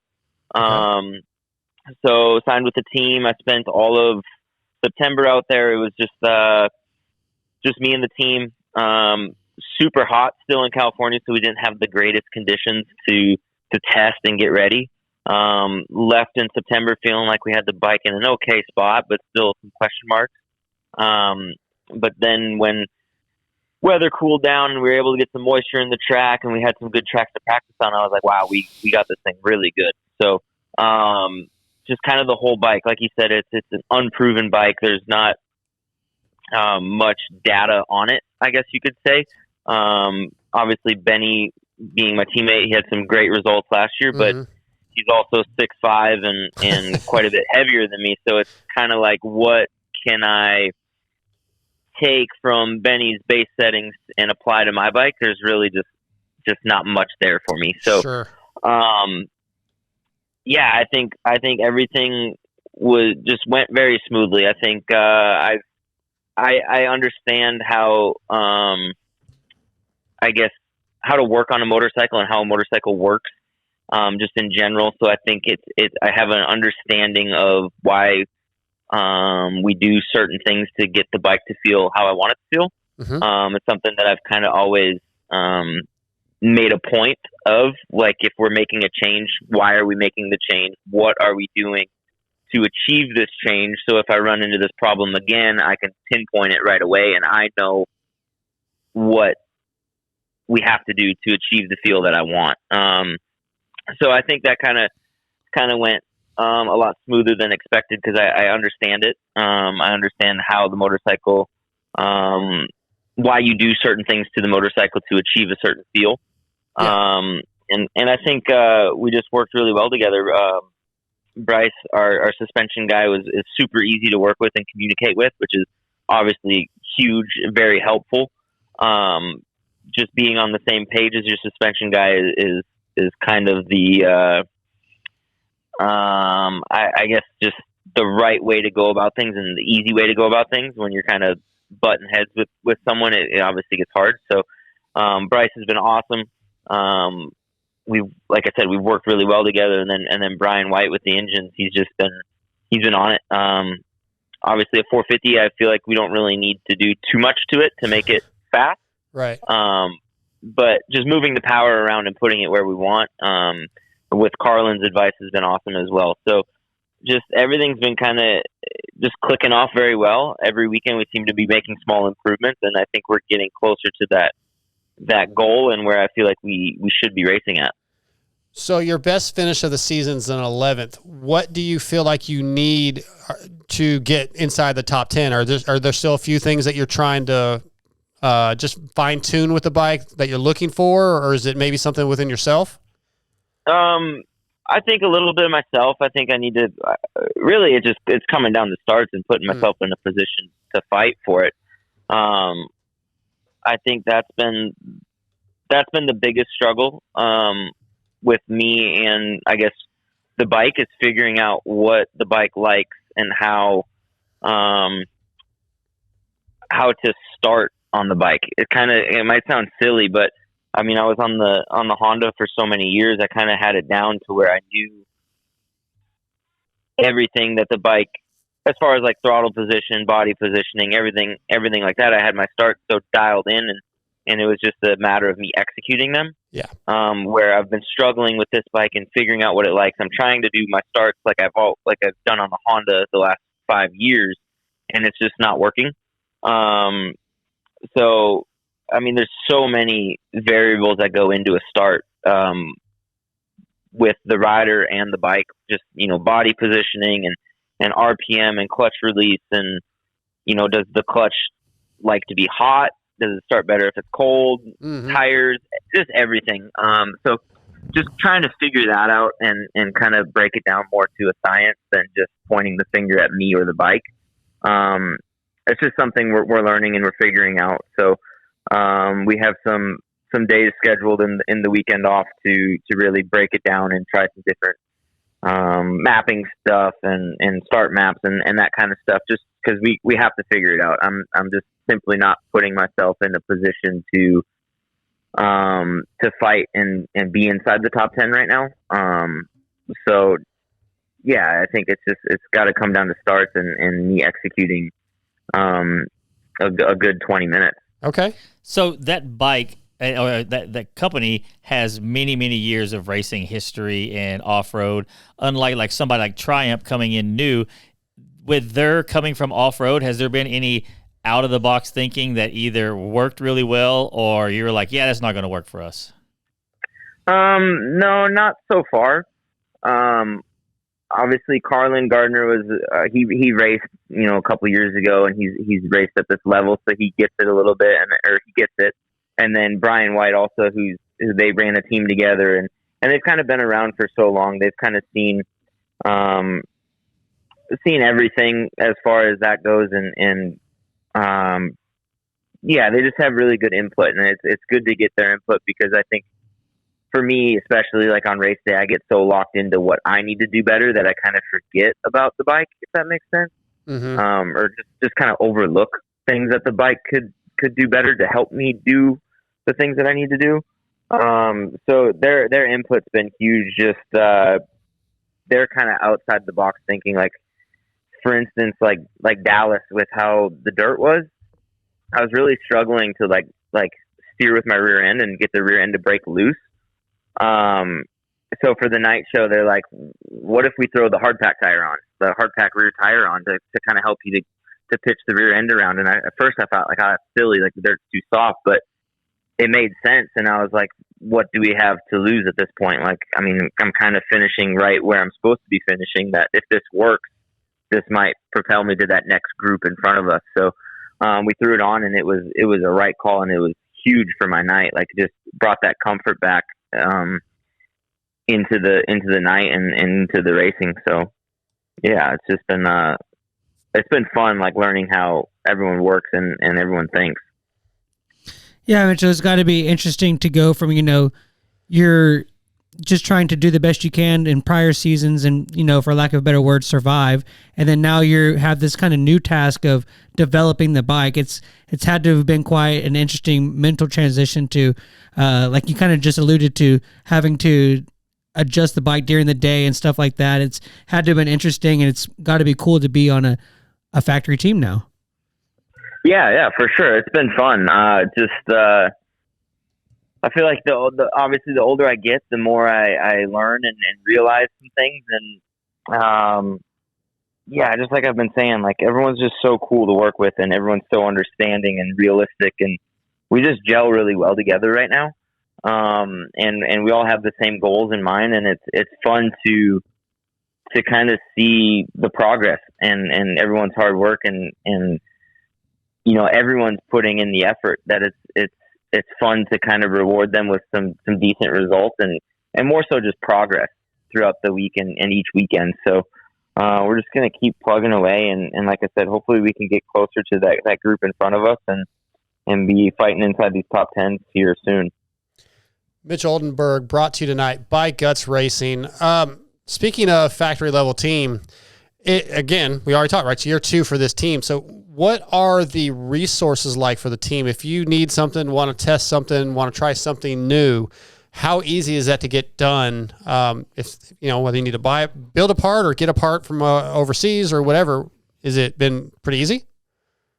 Yeah, I wouldn't say we've had to test too much. You know, I feel like we had a really good platform. They had a really good platform coming in that kind of, it really surprised me. And it's funny because, every single weekend there's people coming up to me and asking me how the bike is. And I tell them, exactly how I feel. Like it's an awesome bike. Like I'm really gelling with it. I feel really great on it. And they're like, no, really, like how is it? They don't want to believe it. Yeah. No, they just don't want to believe it. But it's honestly like it is kind of crazy how good it is. And I understand people's kind of reservations of it just because it is a new bike and it's not proven yet necessarily, but I think it's such a small group, but everyone's got the same goal, and that's just to do the best we can and just to build. And it's just been fun to experience this with everybody. Like I said, we haven't really tested much, but I haven't really had anything like pop up to where we need to fix this, otherwise it's not good, So I don't know if that makes sense. No, it does. Yeah. But so you haven't really let's try some different motor mounts or stuff like that, or you're pretty. The platform was good. Go ahead. Yeah, I mean, it's been good enough. We tried some different motor mounts and some different offset steering and that kind of stuff, but I mean, I'm stoked with where it's at. Yeah. We have some things to try, like I said, in the off weekend, mainly for starts, but it's kind of one of them things that it might work better on the track as well. So yeah, Yeah, it's just been going really smooth so far. It's kind of crazy. That's good. That's great to hear. Yeah. You've talked about the off weekend coming up after Indy. You mentioned it a couple times and doing some more testing, mostly for Supercross. But as far as I know, the team is considering or is going to do 3 selected outdoor rounds. Are you still in for that? Will you do any testing for that?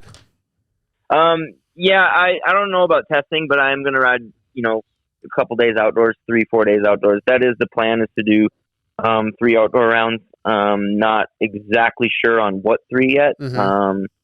The last we talked about it was probably end of December. It was, I think, Hangtown, Colorado, High Point. Okay. I don't know if that's changed. I don't really know. We haven't really talked about it much lately, but yeah, I mean, I'm in for it. I'm a little, I guess you'd say, nervous about it. Why? It's been 6 years since I've raced an outdoor national. So I'm going to need as much prep as I possibly can get, because I don't want to go in there and not be competitive. Not really sure where I fit into the current field outdoors.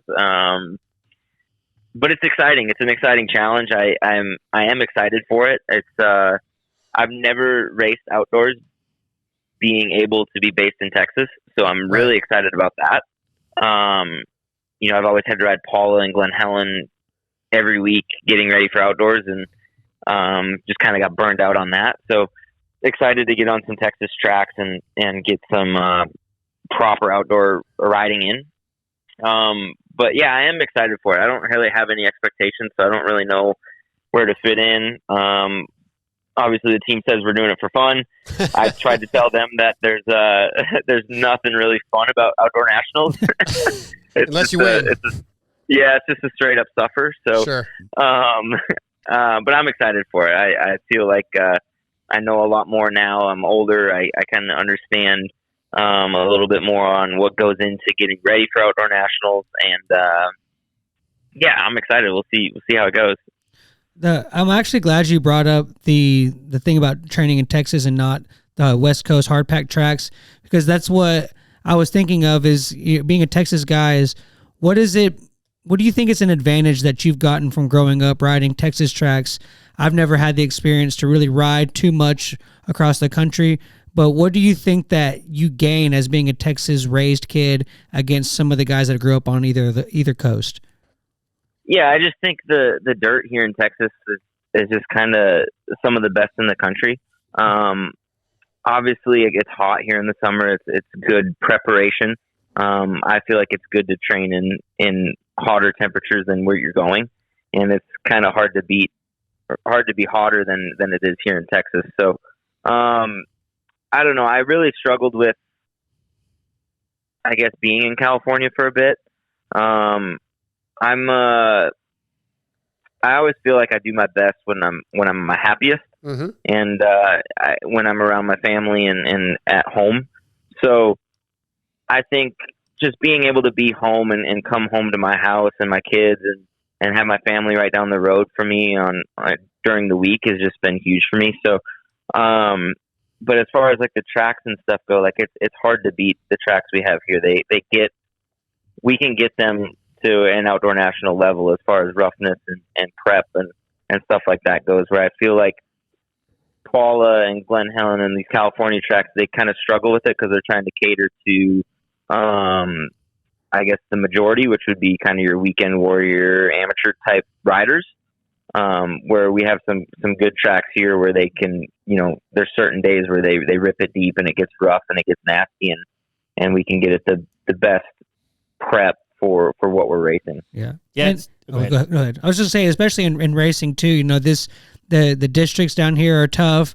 Trying to qualify for the Loretta's from this area is tough. Yeah. Like it just, especially when you were kind of growing up, you were probably a little bit after the Kennard and Lemoyne and all them, but just that whole era of Wharton's and all those guys, man, was nuts.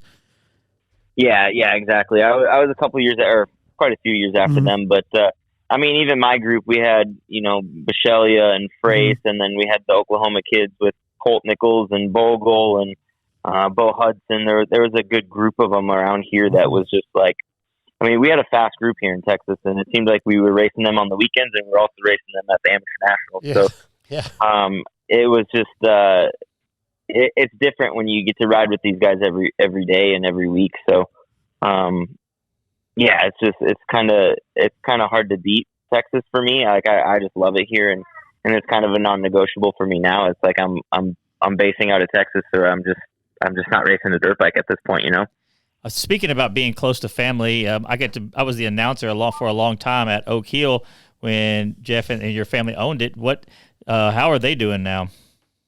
Yeah, they're good. They sold the track in 2018 and kind of went in a different direction. Mom and Dad live, I don't know, 10 minutes from me now, so that's awesome. It's been fun. Yeah, they just kind of hanging out. My mom has a nutrition shop here in town, and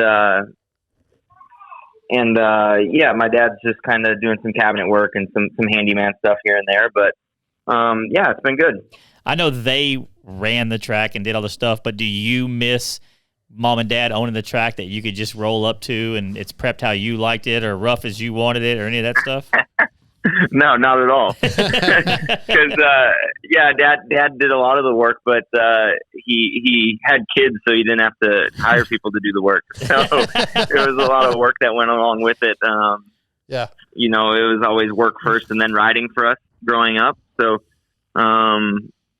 yeah, no, I don't miss the track at all. It's nice just showing up, doing my laps, and going home. Well, I miss going up there and talking with Dawn and them. They're just your parents are good people. Arm pump from Weed Eaters and motos, yeah. I found out the hard way. Did I lose you? You there? You there? Oh, we lost him. Your phone. Well, yeah. And maybe the windstorm this time. Hang on. Hello. You there? He's not. Give me a second. Hello. Great. Hey, can you hear me now? Nope. Mitchell. He probably hung up. Oh, well, he didn't. Yeah, Why does that keep happening? The Bluetooth with this board is causing a problem. Because it was working fine, and he had to change it. You know what I mean? Hang on. Just had to mess with it. Had to mess with it. Are you there? Yeah, I'm here. Sorry, man. My board is having a problem with the Bluetooth. Anyway, all good. So I was about to say I found out the hard way that Dad didn't like people riding on his grass. Yeah, because I got yelled at for that. I got yelled at for that.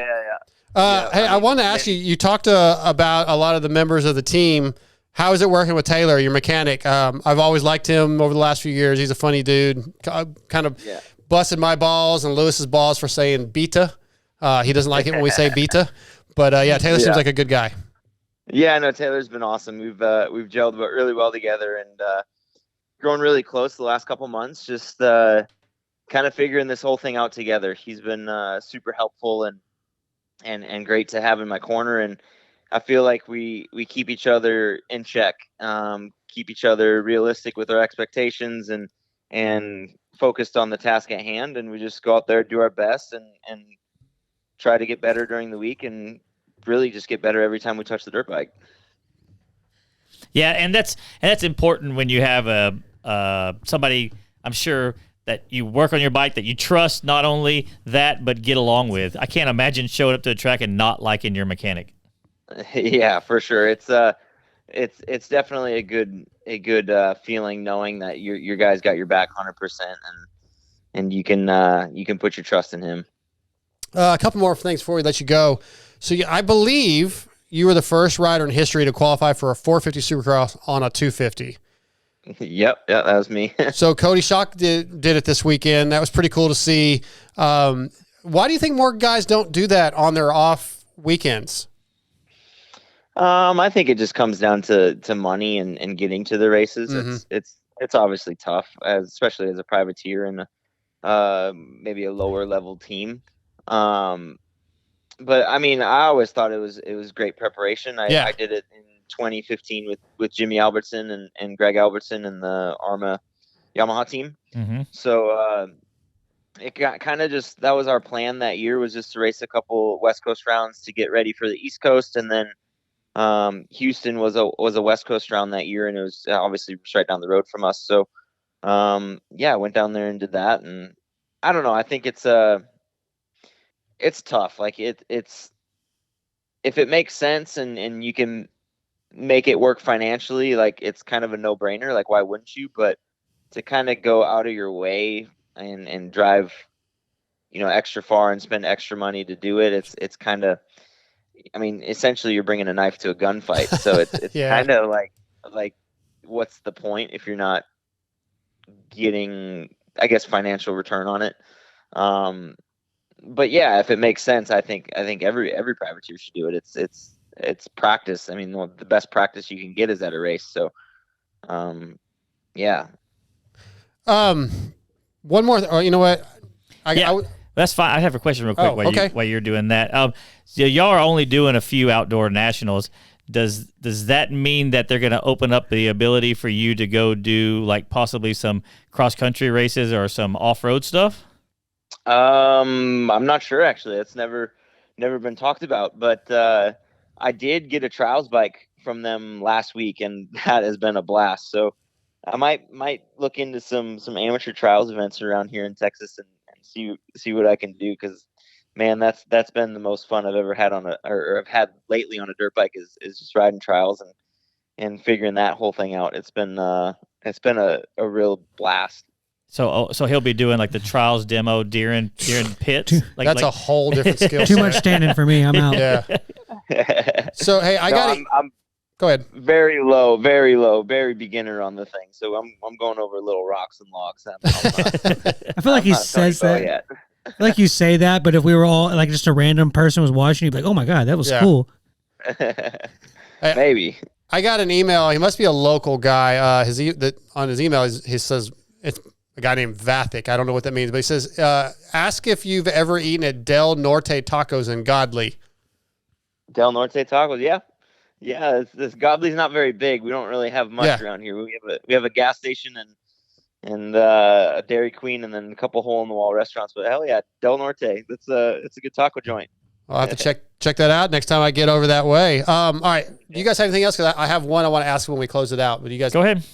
All right, so I'm going to put you on the spot. I did AP the same way a minute ago.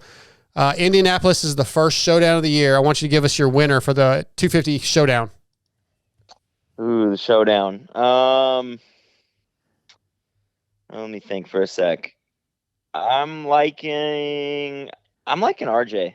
Oh, that's what AP said. Yeah, I'm liking RJ. I think he's got it. He's just, you can't really count him out. He's a sender and he's a game time guy. So yeah, I'm going RJ. I feel like you listened to what AP said, because he said the same thing. He'll send it. And so hopefully he doesn't send it too hard, but we love RJ. That'd be awesome. So, all right. Well, Mitchell, man, it's been great talking to you.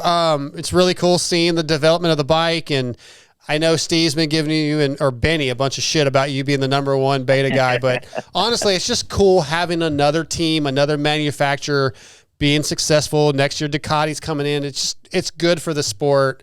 And I appreciate you coming on here and telling us about it. Yeah, absolutely. Thanks for having me, guys. Anytime, man. Have a good night and good luck this weekend.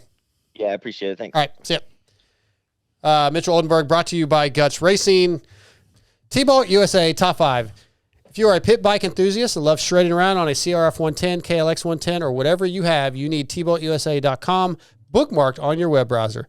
T-Bolt USA is a pit bike supply site that has everything you need for your pit bike, from BBR handlebars to D&M shocks, and even full bikes from YCF and Pitster Pro Bikes. T-Bolt USA has it all. They even have stuff for the Chinese bikes that are so difficult to find.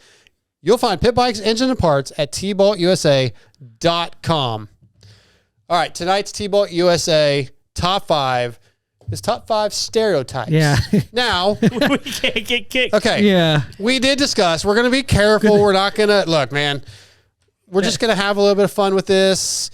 We're going to play it sort of smart. Or I am. I don't know what you guys are going to do. This is why the YouTube chat went. They knew the Karma knew it was coming, and knew that we were about to get ourselves canceled on YouTube. So it just decided to I'm not shut getting her myself down. canceled. I don't know what you're going to do. But it was a joke. Yeah, so you have 4. Why don't you go first, Scotty? Yeah, only have 4. No, Scotty. you'll go first. I'll go first. TJ, go first. Stereotypes of just Canadians are nice. It's kind of a stereotype. Oh yeah, that's a good one. Like, right? Like, Yeah, I don't mean it. one. I don't mean that they all are nice. I mean, but they just have that stereotype. And then we have like, and I'm not saying that I believe all these, but these are just stereotypes Yep. that you hear or you make jokes about. Blondes are dumb. Right? Okay, yeah, That's a good one. Yeah, these are good. Blondes have more fun. Yeah, Asians can't drive. Well, man, you're just killing all mine. Am I? I'll cross that one out. Yeah. I'll cross out Canadians are polite. And then, did you have that one too? I did. Oh wow. And then black people don't like to swim, which I know is not true. That's good. There's a lot about black people. There's white people too. A lot of racist. But they're very negative and can't really say them. That one's okay. Yeah, but I mean it's not true because and then the one that actually I've run into on a regular basis is that Texans all wear cowboy hats. Okay. Oh, yeah. I have a Texas one that's close. Yeah. We ride horses, and there's thanks for fucking mine up. yeah. Well, you don't even have it on your list. He just spits stuff out and it runs everybody else. I was adding on to his. I got to hear your reason for the top one because I can read it here and it Yeah, doesn't- well, that's why you should mind your own business. he's gonna Go ahead, Scotty. What's your T-Boat USA top 5 stereotypes? That white people like mayonnaise. I've never heard that. I've as a never heard stereotype, that ever. but I do like mayonnaise. Yeah, I don't. But okay. Yeah, I've never heard it as a stereotype, but okay. That Asian people like eat dogs and cats. Wow. That's You like are a racist. It's not a racist. Racist. It's like it's I don't It's know. just dogs. I don't think it's cats. I think it's cats too. Because I've seen a video. Wow. I've seen a You're video. adding to the stereotype. I've seen a video where the guy's like eating the Asian Eating food. a cat? What are you watching? Let me finish. The guy's eating the food. He's like, "Man, this is really good. What is this?" And the Asian guy's like, "Meow meow." Yeah. God, I would love our chat to be live right now. Our chat would be losing it. Yeah. Meow, meow, meow, meow. That like how Southern like older white ladies say like, "Oh, bless her heart," like.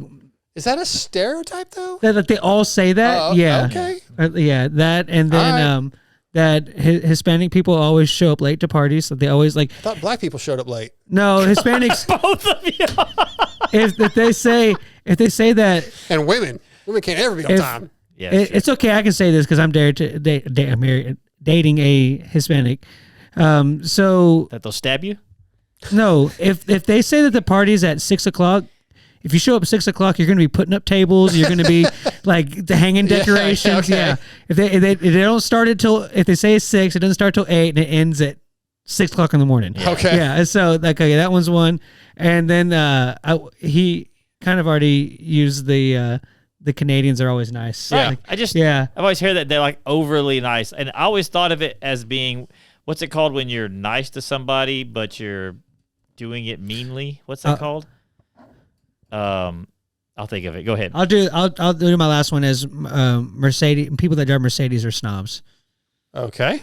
Yours are like a lot of yours I haven't ever actually heard as a stereotype. The BMWs don't use blinkers. Yeah. Okay. Yeah. There you go. Really? There you go. Yeah, I don't know that one either. All right. So I got white people can't dance. Yeah, well, I could dance. I said the same thing. White people like mayo. That's. Go ahead. It's just a joke, dude. I don't Calm understand. down. I got it. You're okay. Women are bad drivers. Christians are good people. Are these stereotypes you don't believe? Tattooed people are criminals. Fat guys are slow because I got my ass kicked by some fat dudes this weekend. And okay, so I spent a month in Singapore years ago at one of my old jobs, and we're sitting around this little diner, and the guy that owned the eatery or whatever you call it was like, when we told him we're from Texas, he's like, "Oh, so everybody just rides around on horses?" Like, no, we have cars. He thought all people in Texas had horses, and that's all they had. Yeah. So yeah, I've rode a horse like one time in my life, and I was like 8. Yeah, me too. About the same.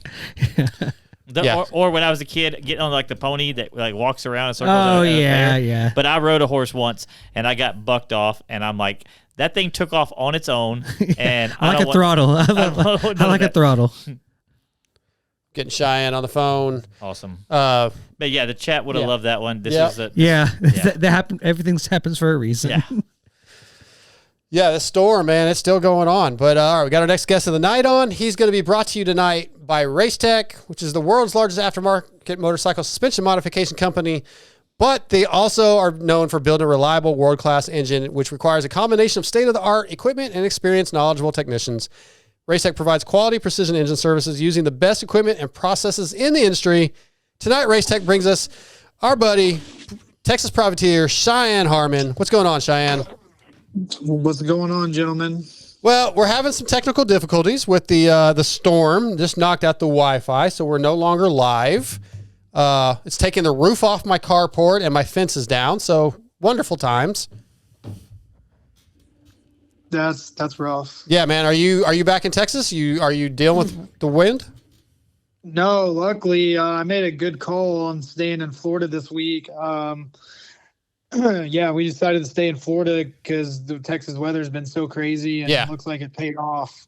Because I woke up this morning to people texting me and then seeing stuff on social media about storm. I had people texting me if I was okay. I'm like, yeah, I'm in Florida. What are you talking about? Yeah, and then I started seeing all the carnage. So yeah.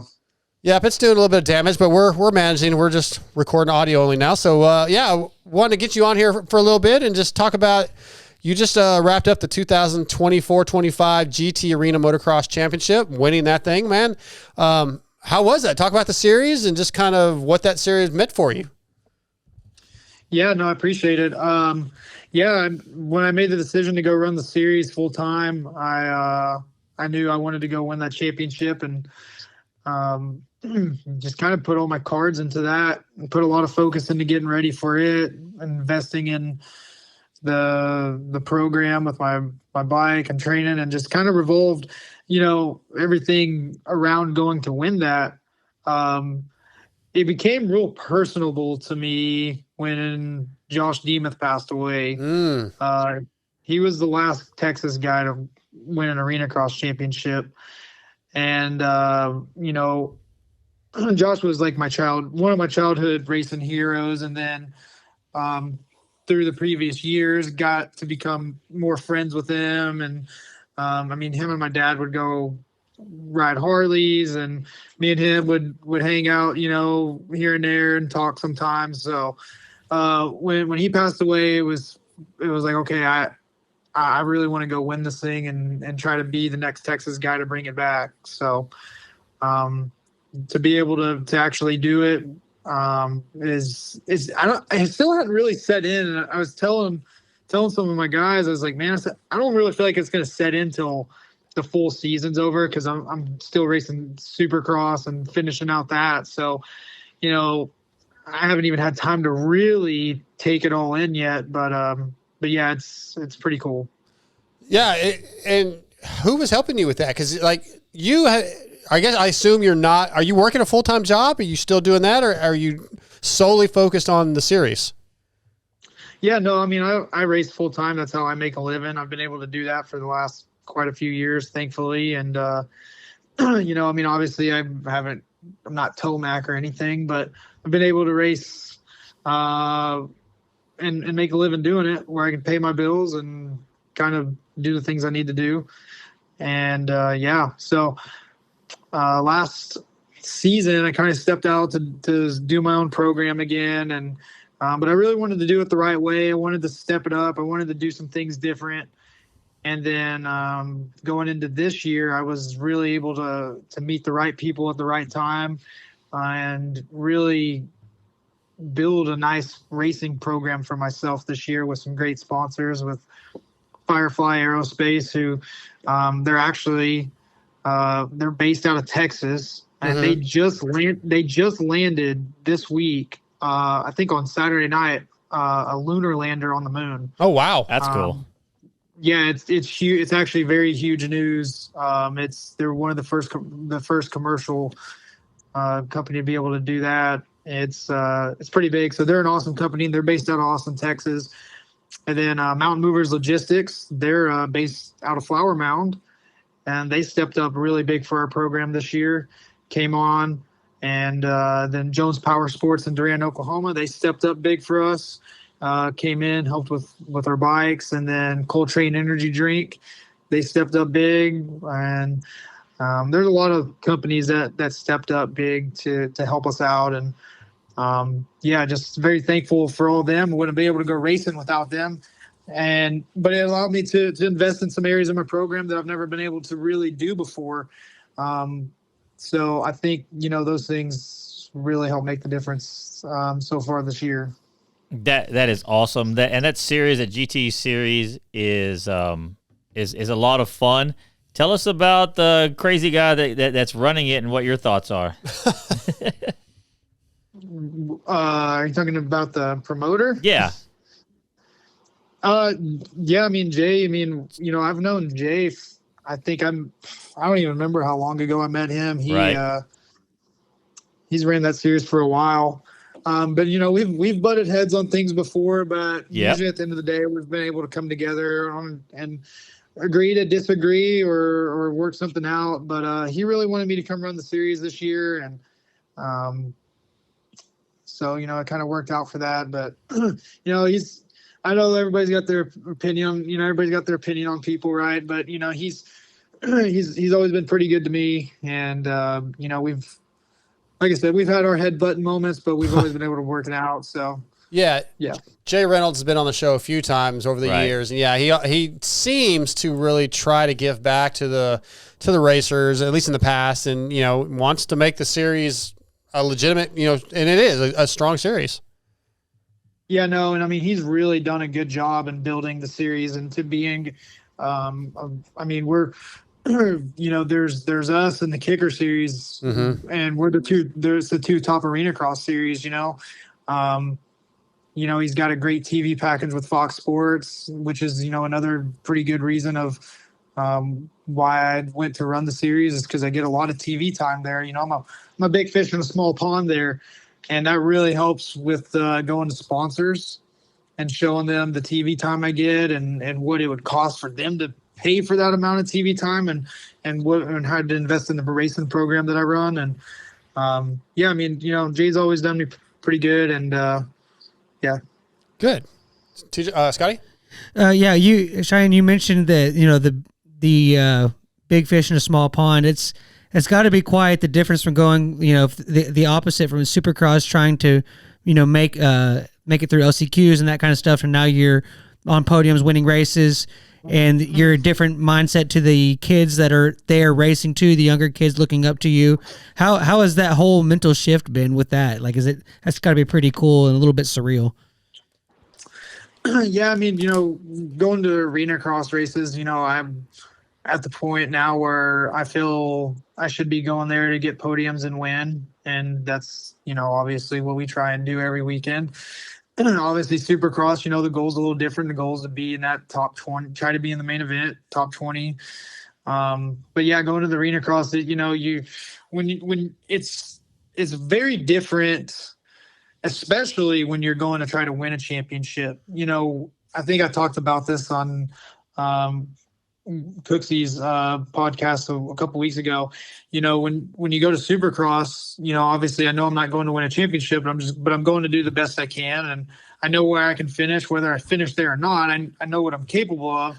But when you go to run, a professional series and you're going to win a championship, it's a totally different mindset. And all the odds that would not normally get stacked against you automatically get stacked against you. Last season I went and did the first couple rounds of the GT series before Supercross started, because I did the full 450 series. Yeah. And I went to the first round. I had just gotten my Supercross suspension like 2 days before that. And I just kind of went, I'm like, this is just kind of a warm up. I was riding a 450 at the time. Everybody was still kind of in the 250 thing. And I was like, I don't even know how I'm going to do. And I went and I literally won everything the whole weekend. I won the head-to-heads. I won the I swept the weekend. Yeah. And I held the red plate till I left the series. And I almost finished out the series, but I obviously didn't. But yeah, then I went to the first round this year, and like freaking everything that could go wrong at the first race just went wrong. We had bike problems. We had to switch to our backup bike at one point during the weekend. I got horrible starts. I went down in the main event and got my bike bent up and basically finished last. And like leaving that first weekend of racing, I was like, well, I think the championship's probably gone at this point. But all the guys that I surrounded myself with kept me pretty positive, even when I was pretty down about some things. The first 3 weekends of racing, we had bike problems every weekend. Every week, the first 3 rounds of racing, I had to ride my backup bike at some point during the weekend, which was very frustrating and stressful. I bet. Yeah, I mean, we got all those things worked out, thankfully. You know, it was just kind of a trial and error. I mean, like I said, I invested into my program more this year with my race bike. You know, we built a motor in it. We did some things different than I've done in the past. And, you know, we just kind of were working out the kinks the first few rounds, but you know, you can't really afford to do that too much. Especially, you know, I mean, we got 16 nights of racing, but it's, you know, those points are crucial. So yeah. It looked pretty daunting at one point of like, I mean, I remember one round I told the guys after we just kept having an issue, and I just came off track and I was just like, guys, let's just load up and go home and we'll come back once we figure this out. And they're like, nope, you get your helmet on. We're going to figure it out. And yeah, so that's what we did. Nice, man. Yeah. Well, it led to a title, man. That's awesome. I like the fact that you persevered through that, pushed on. And now, though, you have done a couple of you've lined up for a couple of these Supercross races. I think in Arlington you were sick, but talk about the couple rounds you've been to, what you've learned, and what you feel like what you know you need to do to get into that main event. Yeah, so I did San Diego on a 250. And so kind of going back to the perseverance part, so the week before San Diego, which is A1, was our first round back for the new year of Arena Cross. And I ended up getting T-boned. Or I don't know if you would say T-boned, but I got hit by another rider pretty hard and ended up having a pretty gnarly bone bruise and contusion on my upper arm. I mean, to the point that weekend, I didn't even know if I was going to be able to ride anymore after that happened. And pushed through, and then I was just like, oh, it'll be fine. And we went out to California because I was supposed to do some suspension testing and get some time on my 250, which I didn't. I had 1 hour on before then, and ended up not getting to ride the one day because my arm was worse than we thought. Had to go see Dr. Navarro. He worked on it quite a bit, got it to a point I was rideable. So I got 1 day on the 250 in California before San Diego. And honestly, I didn't really ride the 250 bad. I just got horrible starts. I don't really know why. We practiced starts during the week and they were good. We did make one change that we didn't practice with. And I think that caused maybe a little bit. But my time, I mean, you know, in the race, I moved forward every lap. I was passing guys. My lap times were top 15 main event. I believe in the 250 class that weekend, just put myself in bad spots off the start. Dallas, Saturday morning, I showed up to the track and I told everybody I wasn't going to ride. I got I won the championship after the weekend before. And then I got home that Monday and started not feeling good Monday night. Woke up Tuesday morning with probably the gnarliest flu I've ever had. And I was probably, like I said, just probably sickest I've ever been. So Dallas was like, the only reason I even rode at Dallas is because I had a lot of our supporters that were coming out, and I felt, you know, the obligation to be out there to support them. And yeah, of course, do my part. But if it would have been a race I had to travel to, there would have been no way. It was a rough one. So kind of same thing there. I mean, you know, I had so much like pressure in my head from being sick. Yeah. Just congestion and shit. I just feeling like crap. I mean, I didn't really ride good in the last qualifier, which is usually where the times come out of. It was just a dumpster fire for me. I went down on my first or second real fast lap and tweaked the bike up pretty good with my bars bent, and went out and ran a couple laps after that. Or actually, I got one good lap after that, but I was so drained of energy. I went to go do my second lap, and about halfway through, I was just out of breath. So that was just a be out there weekend, to be honest. Daytona, kind of, got over the sickness, feeling better. I raced the arena cross Friday, got a podium in the first main event, and then that track was pretty crazy. I'm sure, as y'all saw, with all the sand. Our bikes were getting pretty hot, and I told the guys, I was like, I'm gonna go do the best I can. I was like, but I'm not gonna destroy our bike, because at the end of the day, whatever gets destroyed on it, I pay for. So I got third the first main event, and then my mechanic Chase was doing everything he could to get that thing cooled off between main events. I mean, we had fans on it. We were doing anything possible that we could. But when the gate dropped for the second main event, my clutches were totally gone. I ended up having to ride the whole last main event in first gear. Oh, wow. So ended up getting fifth overall in that. Obviously raced Daytona the next day, and the gnarly rutted conditions have never been something I've been super strong in, but just tried to get better throughout the day, and just got crappy starts during the races. But even so, I mean, those conditions I struggle in. I feel like I rode it better this year than I have, but they're not really my strong suit. Sure. But I had a good attitude about it, going into it. Like, I know it's something I struggle in, but let's just get better through the day. Let's just build, and that's what we did. But wasn't the overall end result we wanted. I mean, you kind of always want to be in those main events, but also to leave Daytona healthy was kind of another goal. 100%. And is your plan to do the rest of the races coming up, or what is the plan for going forward? Yeah, I'll pretty much finish out the 450 rounds. I might miss then after Indy, I might miss Alabama and Seattle potentially. But if I do miss those, I'll for sure get the rest after that. Awesome, man. Well, Cheyenne, dude, again, you got one? I got one, and now we got all the important race stuff out of the way. We're gonna get this. I have a question for you. I've always wanted to ask. These guys don't realize it. Years ago, I bought an RV from you, and this. Nope. Yep. These guys didn't know this. This RV, we called it the Grape Ape because half of it was purple. No, that was the Purple People Eater. The Purple People Eater. I love it. So we were digging through it, boy. Cleaning it out, and we found like a bunch of Mad Mike Jones posters. And then I started doing some research. No way. That Mad Mike Jones used to own that thing. Yes. Okay. That's crazy you found those posters, because I mean, I thought I went through that thing pretty good when I got it. So yeah, Mad Mike Jones that was his RV back in the day. Yeah. And that's wild. Rumor has it, Carmen Electra's been in that motorhome. Oh my God! Wow. I would have never sold it if I know. But no, we were doing the floors in it. We were redoing a bunch of stuff. Yeah, so was she.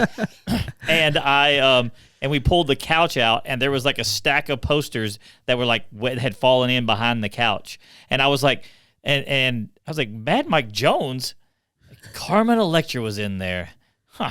I tell my wife that. I'm more upset I didn't find these Mad Mike Jones posters.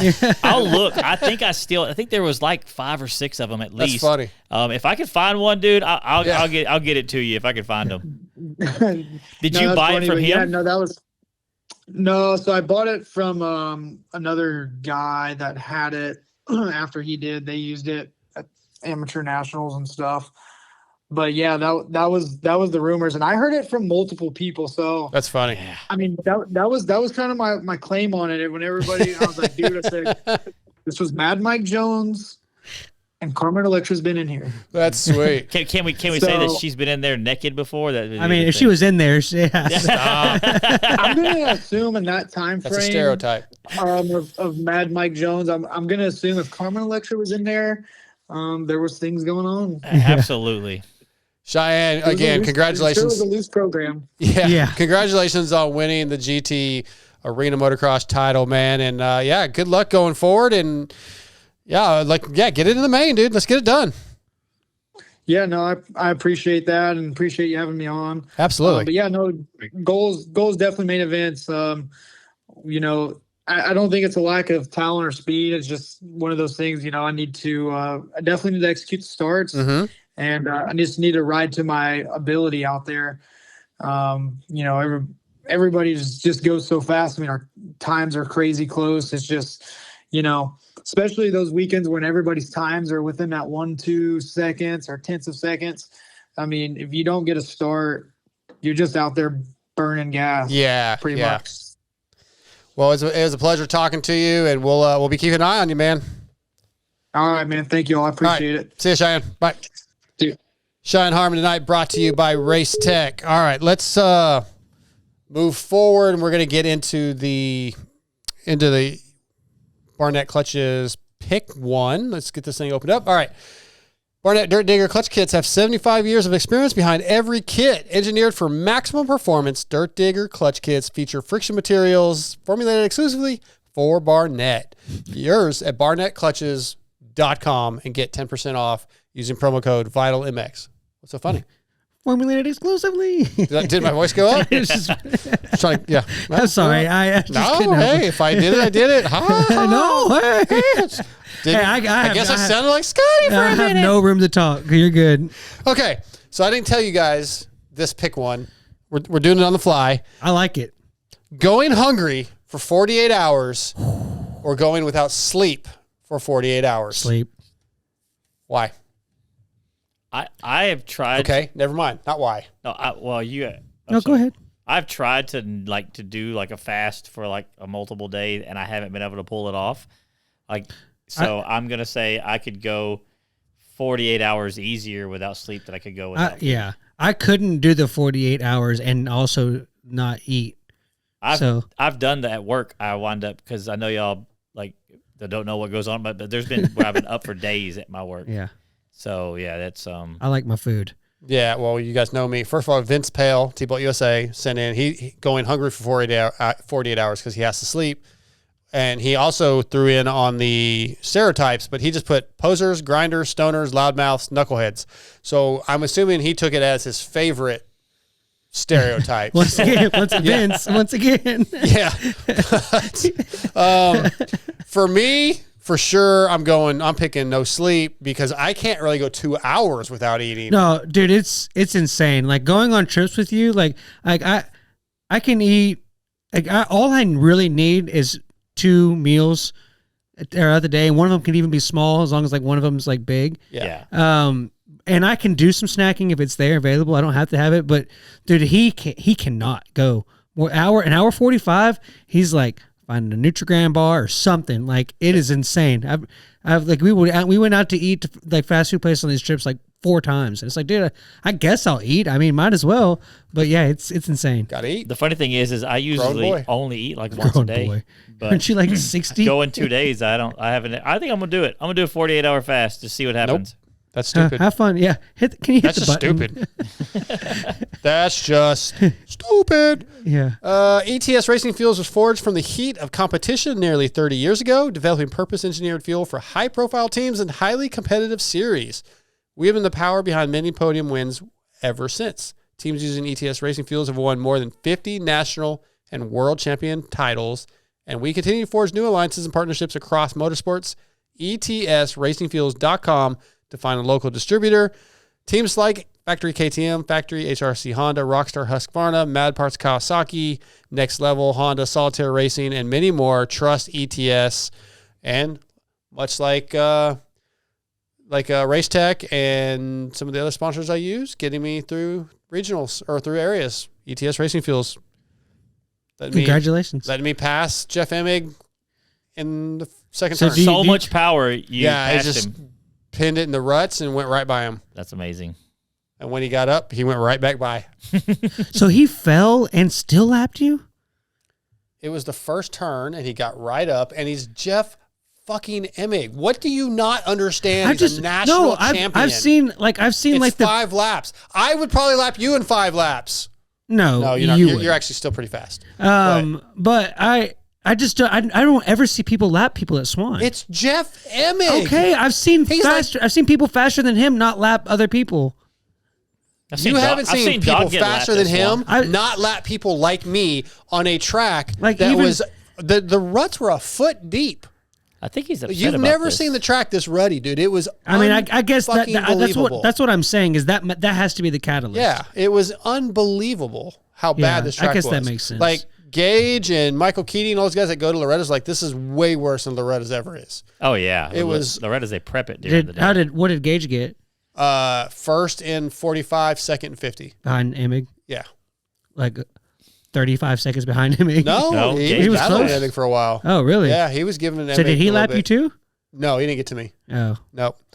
And I fell a couple times. Like, just Jeff effing Emming. Yeah, I know. bro. It's like, oh, I can't believe Ricky Carmichael passed you. No, that's not that's not what I'm meaning. Like, I've just never. He's one of the best riders ever. I agree. That's a good I've point. just watched racing out there forever, and I've seen people double gated that are in the pros not catch some of the people, the slower people in like the B class. I just was genuinely like just confused. Like Genuinely? Genuinely? In the heels. Did you just not go up the heels? Yeah, I was going slow up the heels. Right. Okay, do we have what else? Okay, we got to do FXR picks, but very briefly, the DB situation. Let's get back to that because I've had people message me about it and wanting to know the thoughts. Again, DB is my friend, so it's very hard to be unbiased for me on this one. I'm very close to DB. I feel bad for the guy.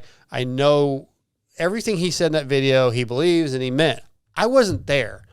I don't know where the truth lies. You know, I have to feel a little bit of his story is probably not jaded. What's the word? Like his side of the story might not be completely accurate. I mean, I guess the word would be biased. But some of it is, things just didn't go how he expected them to. And so you're saying that you want to be able to listen to both sides before you make your own opinion? I would like to hear the other side. Yes, okay. I would like to hear Ricky and Lee and the NBC guy, but we're never going to hear that, right? Look, there were some things that happened that I do believe fully happened, and I am in favor of DB and some of the things like the what was the show he did where Ricky came on the Blair's Breakdown. Blair's Breakdown thing. I did not like how Ricky handled that. I thought it was when it happened. I thought it was actually funny that they were joking with each other, that they were having a good time. When it happened. And now that this come out, whether it was joking or not, it puts a whole nother light on it. But some of the things like, man, I mean, I felt like Daniel was one of my favorite people I've ever seen in the booth. Yeah. But if NBC didn't feel that way, or Lee Diffie, who's their guy, didn't feel, or whatever the case is, man, it sucks for DB, but it's just business, and it sucks. I feel bad for him more than anything. If people were sort of stabbing him in the back that he was working with, that sucks. But that happens at a lot. Like it's happened at jobs I've been on where guys are just two-faced or whatever, and it sucks. It's a shitty feeling, but what are you gonna? You can't really do anything about it. Can you necessarily? Can you see a positive in if he comes out and speaks the truth, then maybe the next time something happens, people won't just, be hush-hush about it, and maybe that fixes it? Does that make sense? I don't know if it'll fix it, but let's say a similar situation happens with the same group of people, then that person, maybe. Or just a completely different situation, but now these people know, hey, if I screw this person over, the industry or whatever is not going to hide it. Possibly, it could help. Yeah, I think that's a good thing. That's why certain people keeping secrets and doing all that stuff in our sport, whether it be a rider who is upset with the team or something that happened behind the scenes, I think it's good for that stuff to be out. And the situation this weekend with Race Day Live, which has a lot of people up in arms, I have no idea what they promised Daniel to begin with, what their original, was it 5 minutes, 10 minutes? I don't know, man. And if somebody like Lee or somebody else or the NBC guy, stepped in and said, oh, hell no, we're not doing that, Daniel has a right to be upset about it. And they have a right not to But they also have a right to change their mind, man. It sucks, but they do. And, again, there's just two sides, and I don't know all the details. I don't know what, how dirty it was on – go ahead. Why would he obviously didn't want to do this. It's been almost 2 Who didn't want to do this? What? DB. He obviously didn't – he wanted it just to kind of all go away. He moved on with life. And why would he finally, if that wasn't the straw that broke the camel's back situation, however you want to word it, if that wasn't the case, then why would he all of a sudden 2 years later feel like he had to do this video and finally be transparent? I think as close as you and him are, and with that y'all's whole group, I think that you kind of have to have his back on this. Like you kind of trust your friend. I do to a degree, but okay, let's say they said, hey, we're going to bring you on for 20 minutes. Or I'm not even talking about just that. I'm talking about the whole scenario of wanting to come out with this because... Well, he came out with it because of what happened Saturday. Well, and what happened Saturday is this people that he talked about in his truth sabotaged it. But define sabotage. I'm almost not like you're somewhat forcing me to not take a side to explain what I'm trying to say. Like, if originally they said, Daniel, you can come on and talk about Supercross U for 15 minutes, or even if they said, hey, we want you to co-host Race Day Live for the entire 4 hours or whatever it is, whatever it was. If somebody at NBC came up and said, no, man, we're not doing that for whatever reason, sucks for Daniel Blair, but it's not his show. They get to make that choice. It doesn't matter why. But that decision was, I think, made because of things that happened in the past. Maybe so. And that sucks. It does suck. But then, okay, and I feel bad for him. He just wanted to be a normal guest like everybody else on Race Day Live. It didn't work out that way. It sucks. Yeah. I mean, I feel bad for him. But, okay, now what? I mean, I think I stand with his decision to... He thought he was going to be a guest just like they've done for years now with Race Day Live, where they come on for 15, 20 minutes, maybe talk a little bit about whatever thing that they're doing, and just be a part of the Race Day Live. Why would it not be that? And once it becomes not that, I'm totally with him on not wanting to do the show. Yeah, I'm okay that he didn't want to do the 3 minutes. That's fine. I don't have a problem with that. And that's where I stand is, like, the whole point of that was to promote his business. Whether you get 2 minutes or you get 3 minutes, you get 1 minute, you get whatever, you're getting a free commercial for your business, and that's the only thing I don't understand. Go ahead and take it, because maybe they see, hey, Daniel's willing to, he hasn't put us on blast, he hasn't done anything that says maybe we can give him another chance, maybe he can be back into, but I think doing this is just scorched earth, and I don't know if that's the right decision. I don't know if it's the right decision either. I think you could see both sides of it. You could see somebody going, this sucks, but I'll take the 3 minutes because I need it for my business. Or you can see him like, no, man, I'm better than that. Or I feel like you're shitting on me a little bit, so I'm not taking it. Either way. I'm on that side. Keep your 3 minutes, dude. Well, I mean, lots of people have gotten just 3 minutes for things. That's all you get. Well, hey, I'll take it. They weren't former part of that. Huh? They weren't former parts of that program. I would have built that program to what it is now. Well, I don't know if he did that. But. I mean, I think he did take Race Day Live. Him and Holly took Race Day Live to the next level. Fair enough. Yeah, so I definitely think he's a major reason that Race Day Live became what it is now. But, yeah, you just have to make individually, you have to make that choice. He made his choice. I do support Daniel, but I can see there are other sides to it also. I guess that's all I'm trying to say. There are other sides. I mean, obviously there's other sides to it, but I just...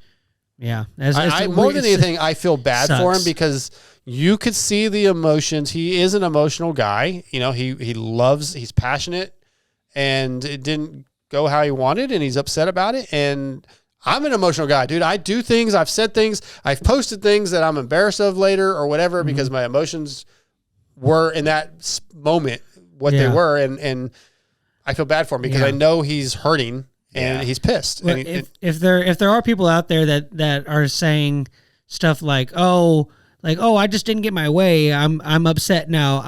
I don't think that's the situation. I think the situation of I don't think it is a man was pushed to his brink, and he finally was like, all right, that's it. Yeah. I'm telling all, and I support him on this. All right, let's do the FXR picks for Indy. We're gonna do. Nobody won the FXR casual giveaway because nobody picked Kenny and RJ to win. None of the emails. Still riding high from my Arlington picks. You actually, of all the picks last week, I think you picked RJ to win. Okay. Yes, you did pick RJ to win, but you picked Sexton to win. You got RJ right. Because we did our 450 podiums and 250 winner, and you did get the 250 winner right. And then I picked Cooper and TJ picked Sexton also. So, but okay. FXR picks for Indy. But anyway, what I was trying to say is we'll move the casual giveaway again for Indy, but you got to let's do the podium for 250 showdown. Oh, wow. There's nobody going to get this. No, you never know. 250 podium. Do I get to get it if nobody else wins it? No. Oh, dang. You're wearing an FXR shirt now. That's all you need. So we will do our FXR, our 450 and 250 podiums, okay? But for the winner of the casual wear, you got to get the 250 podium correct MotoXpod@gmail.com. We're not doing our full podium? Okay, I'm going to say it again. I got confused. I'm sorry. That's fine. We are doing 450 and 250 showdown podiums. Okay. The winner, the listeners just need to send me their 250 podium. Not the 450s. Yeah. Gotcha. All right. FXR is designed by racers for racers with industry-leading fit, finish, and performance. Progression is the name of the game with every new piece created. At FXR, we push our brand to the next level to provide you with the best products possible, used by the Muck-Off FXR Club MX Yamaha team, Mike Brown, Brock Tickle, Chris Kiefer, Benny Bloss, and many more. FXR's core motor roots, so visit fxrracing.com or go to your local dealership to see the complete 2025 line. All right. You want me to go first, or one of you guys want to go? Go ahead. All right, my 450 podium is Chase Sexton, Cooper Webb, Ken Roczen, in that order. 250s, RJ, Deegs, Anstey. That's TJ? Okay, I was going to say. That was my 250 I was gonna podium. say Chase, probably Webb, and then Roczen. And then on the 250, it'll be Deegs, RJ, Davies. Scotty? I'm gonna change it up on the 450s. I'm gonna go Sexton, Roczen, AP. Okay, No Webb. I know that's stupid, but I think that he might have one of those fourths. I don't know why I think that. 250s? Even though it's Indy and it's a ready track with tight corners, he's probably going to win. But I don't know. Just trying to change it up. 250s, I'm going to go Deegs, RJ, Anstey. Was that you? Is that what you said? Damn. Okay. I don't want to. Then replace Anstey with Vial. Oh. Okay. Those are our picks. Okay. Yep. Sorry about if we're watching on YouTube. We lost Wi-Fi because of the storm. We're sorry. We'll try to get this thing edited together and put it back up in a decent form. Got some stuff we got to cut out audio-wise where we were fixing some things in the middle of the show, but you guys hopefully won't even know that. We will be back next week. I want to thank Mitchell Oldenburg, Aaron Plessinger, Cheyenne Harmon for coming on. I want to thank our presenting sponsors, Race Tech and Yamaha Motor USA. Oops, can't fix that. Also want to thank Xbrand, Evans Coolant, Guts Racing, T-Bolt USA, Barnett Clutches, ETS Racing Fuels, FXR, and ProX. We'll be back next week. We're out of here.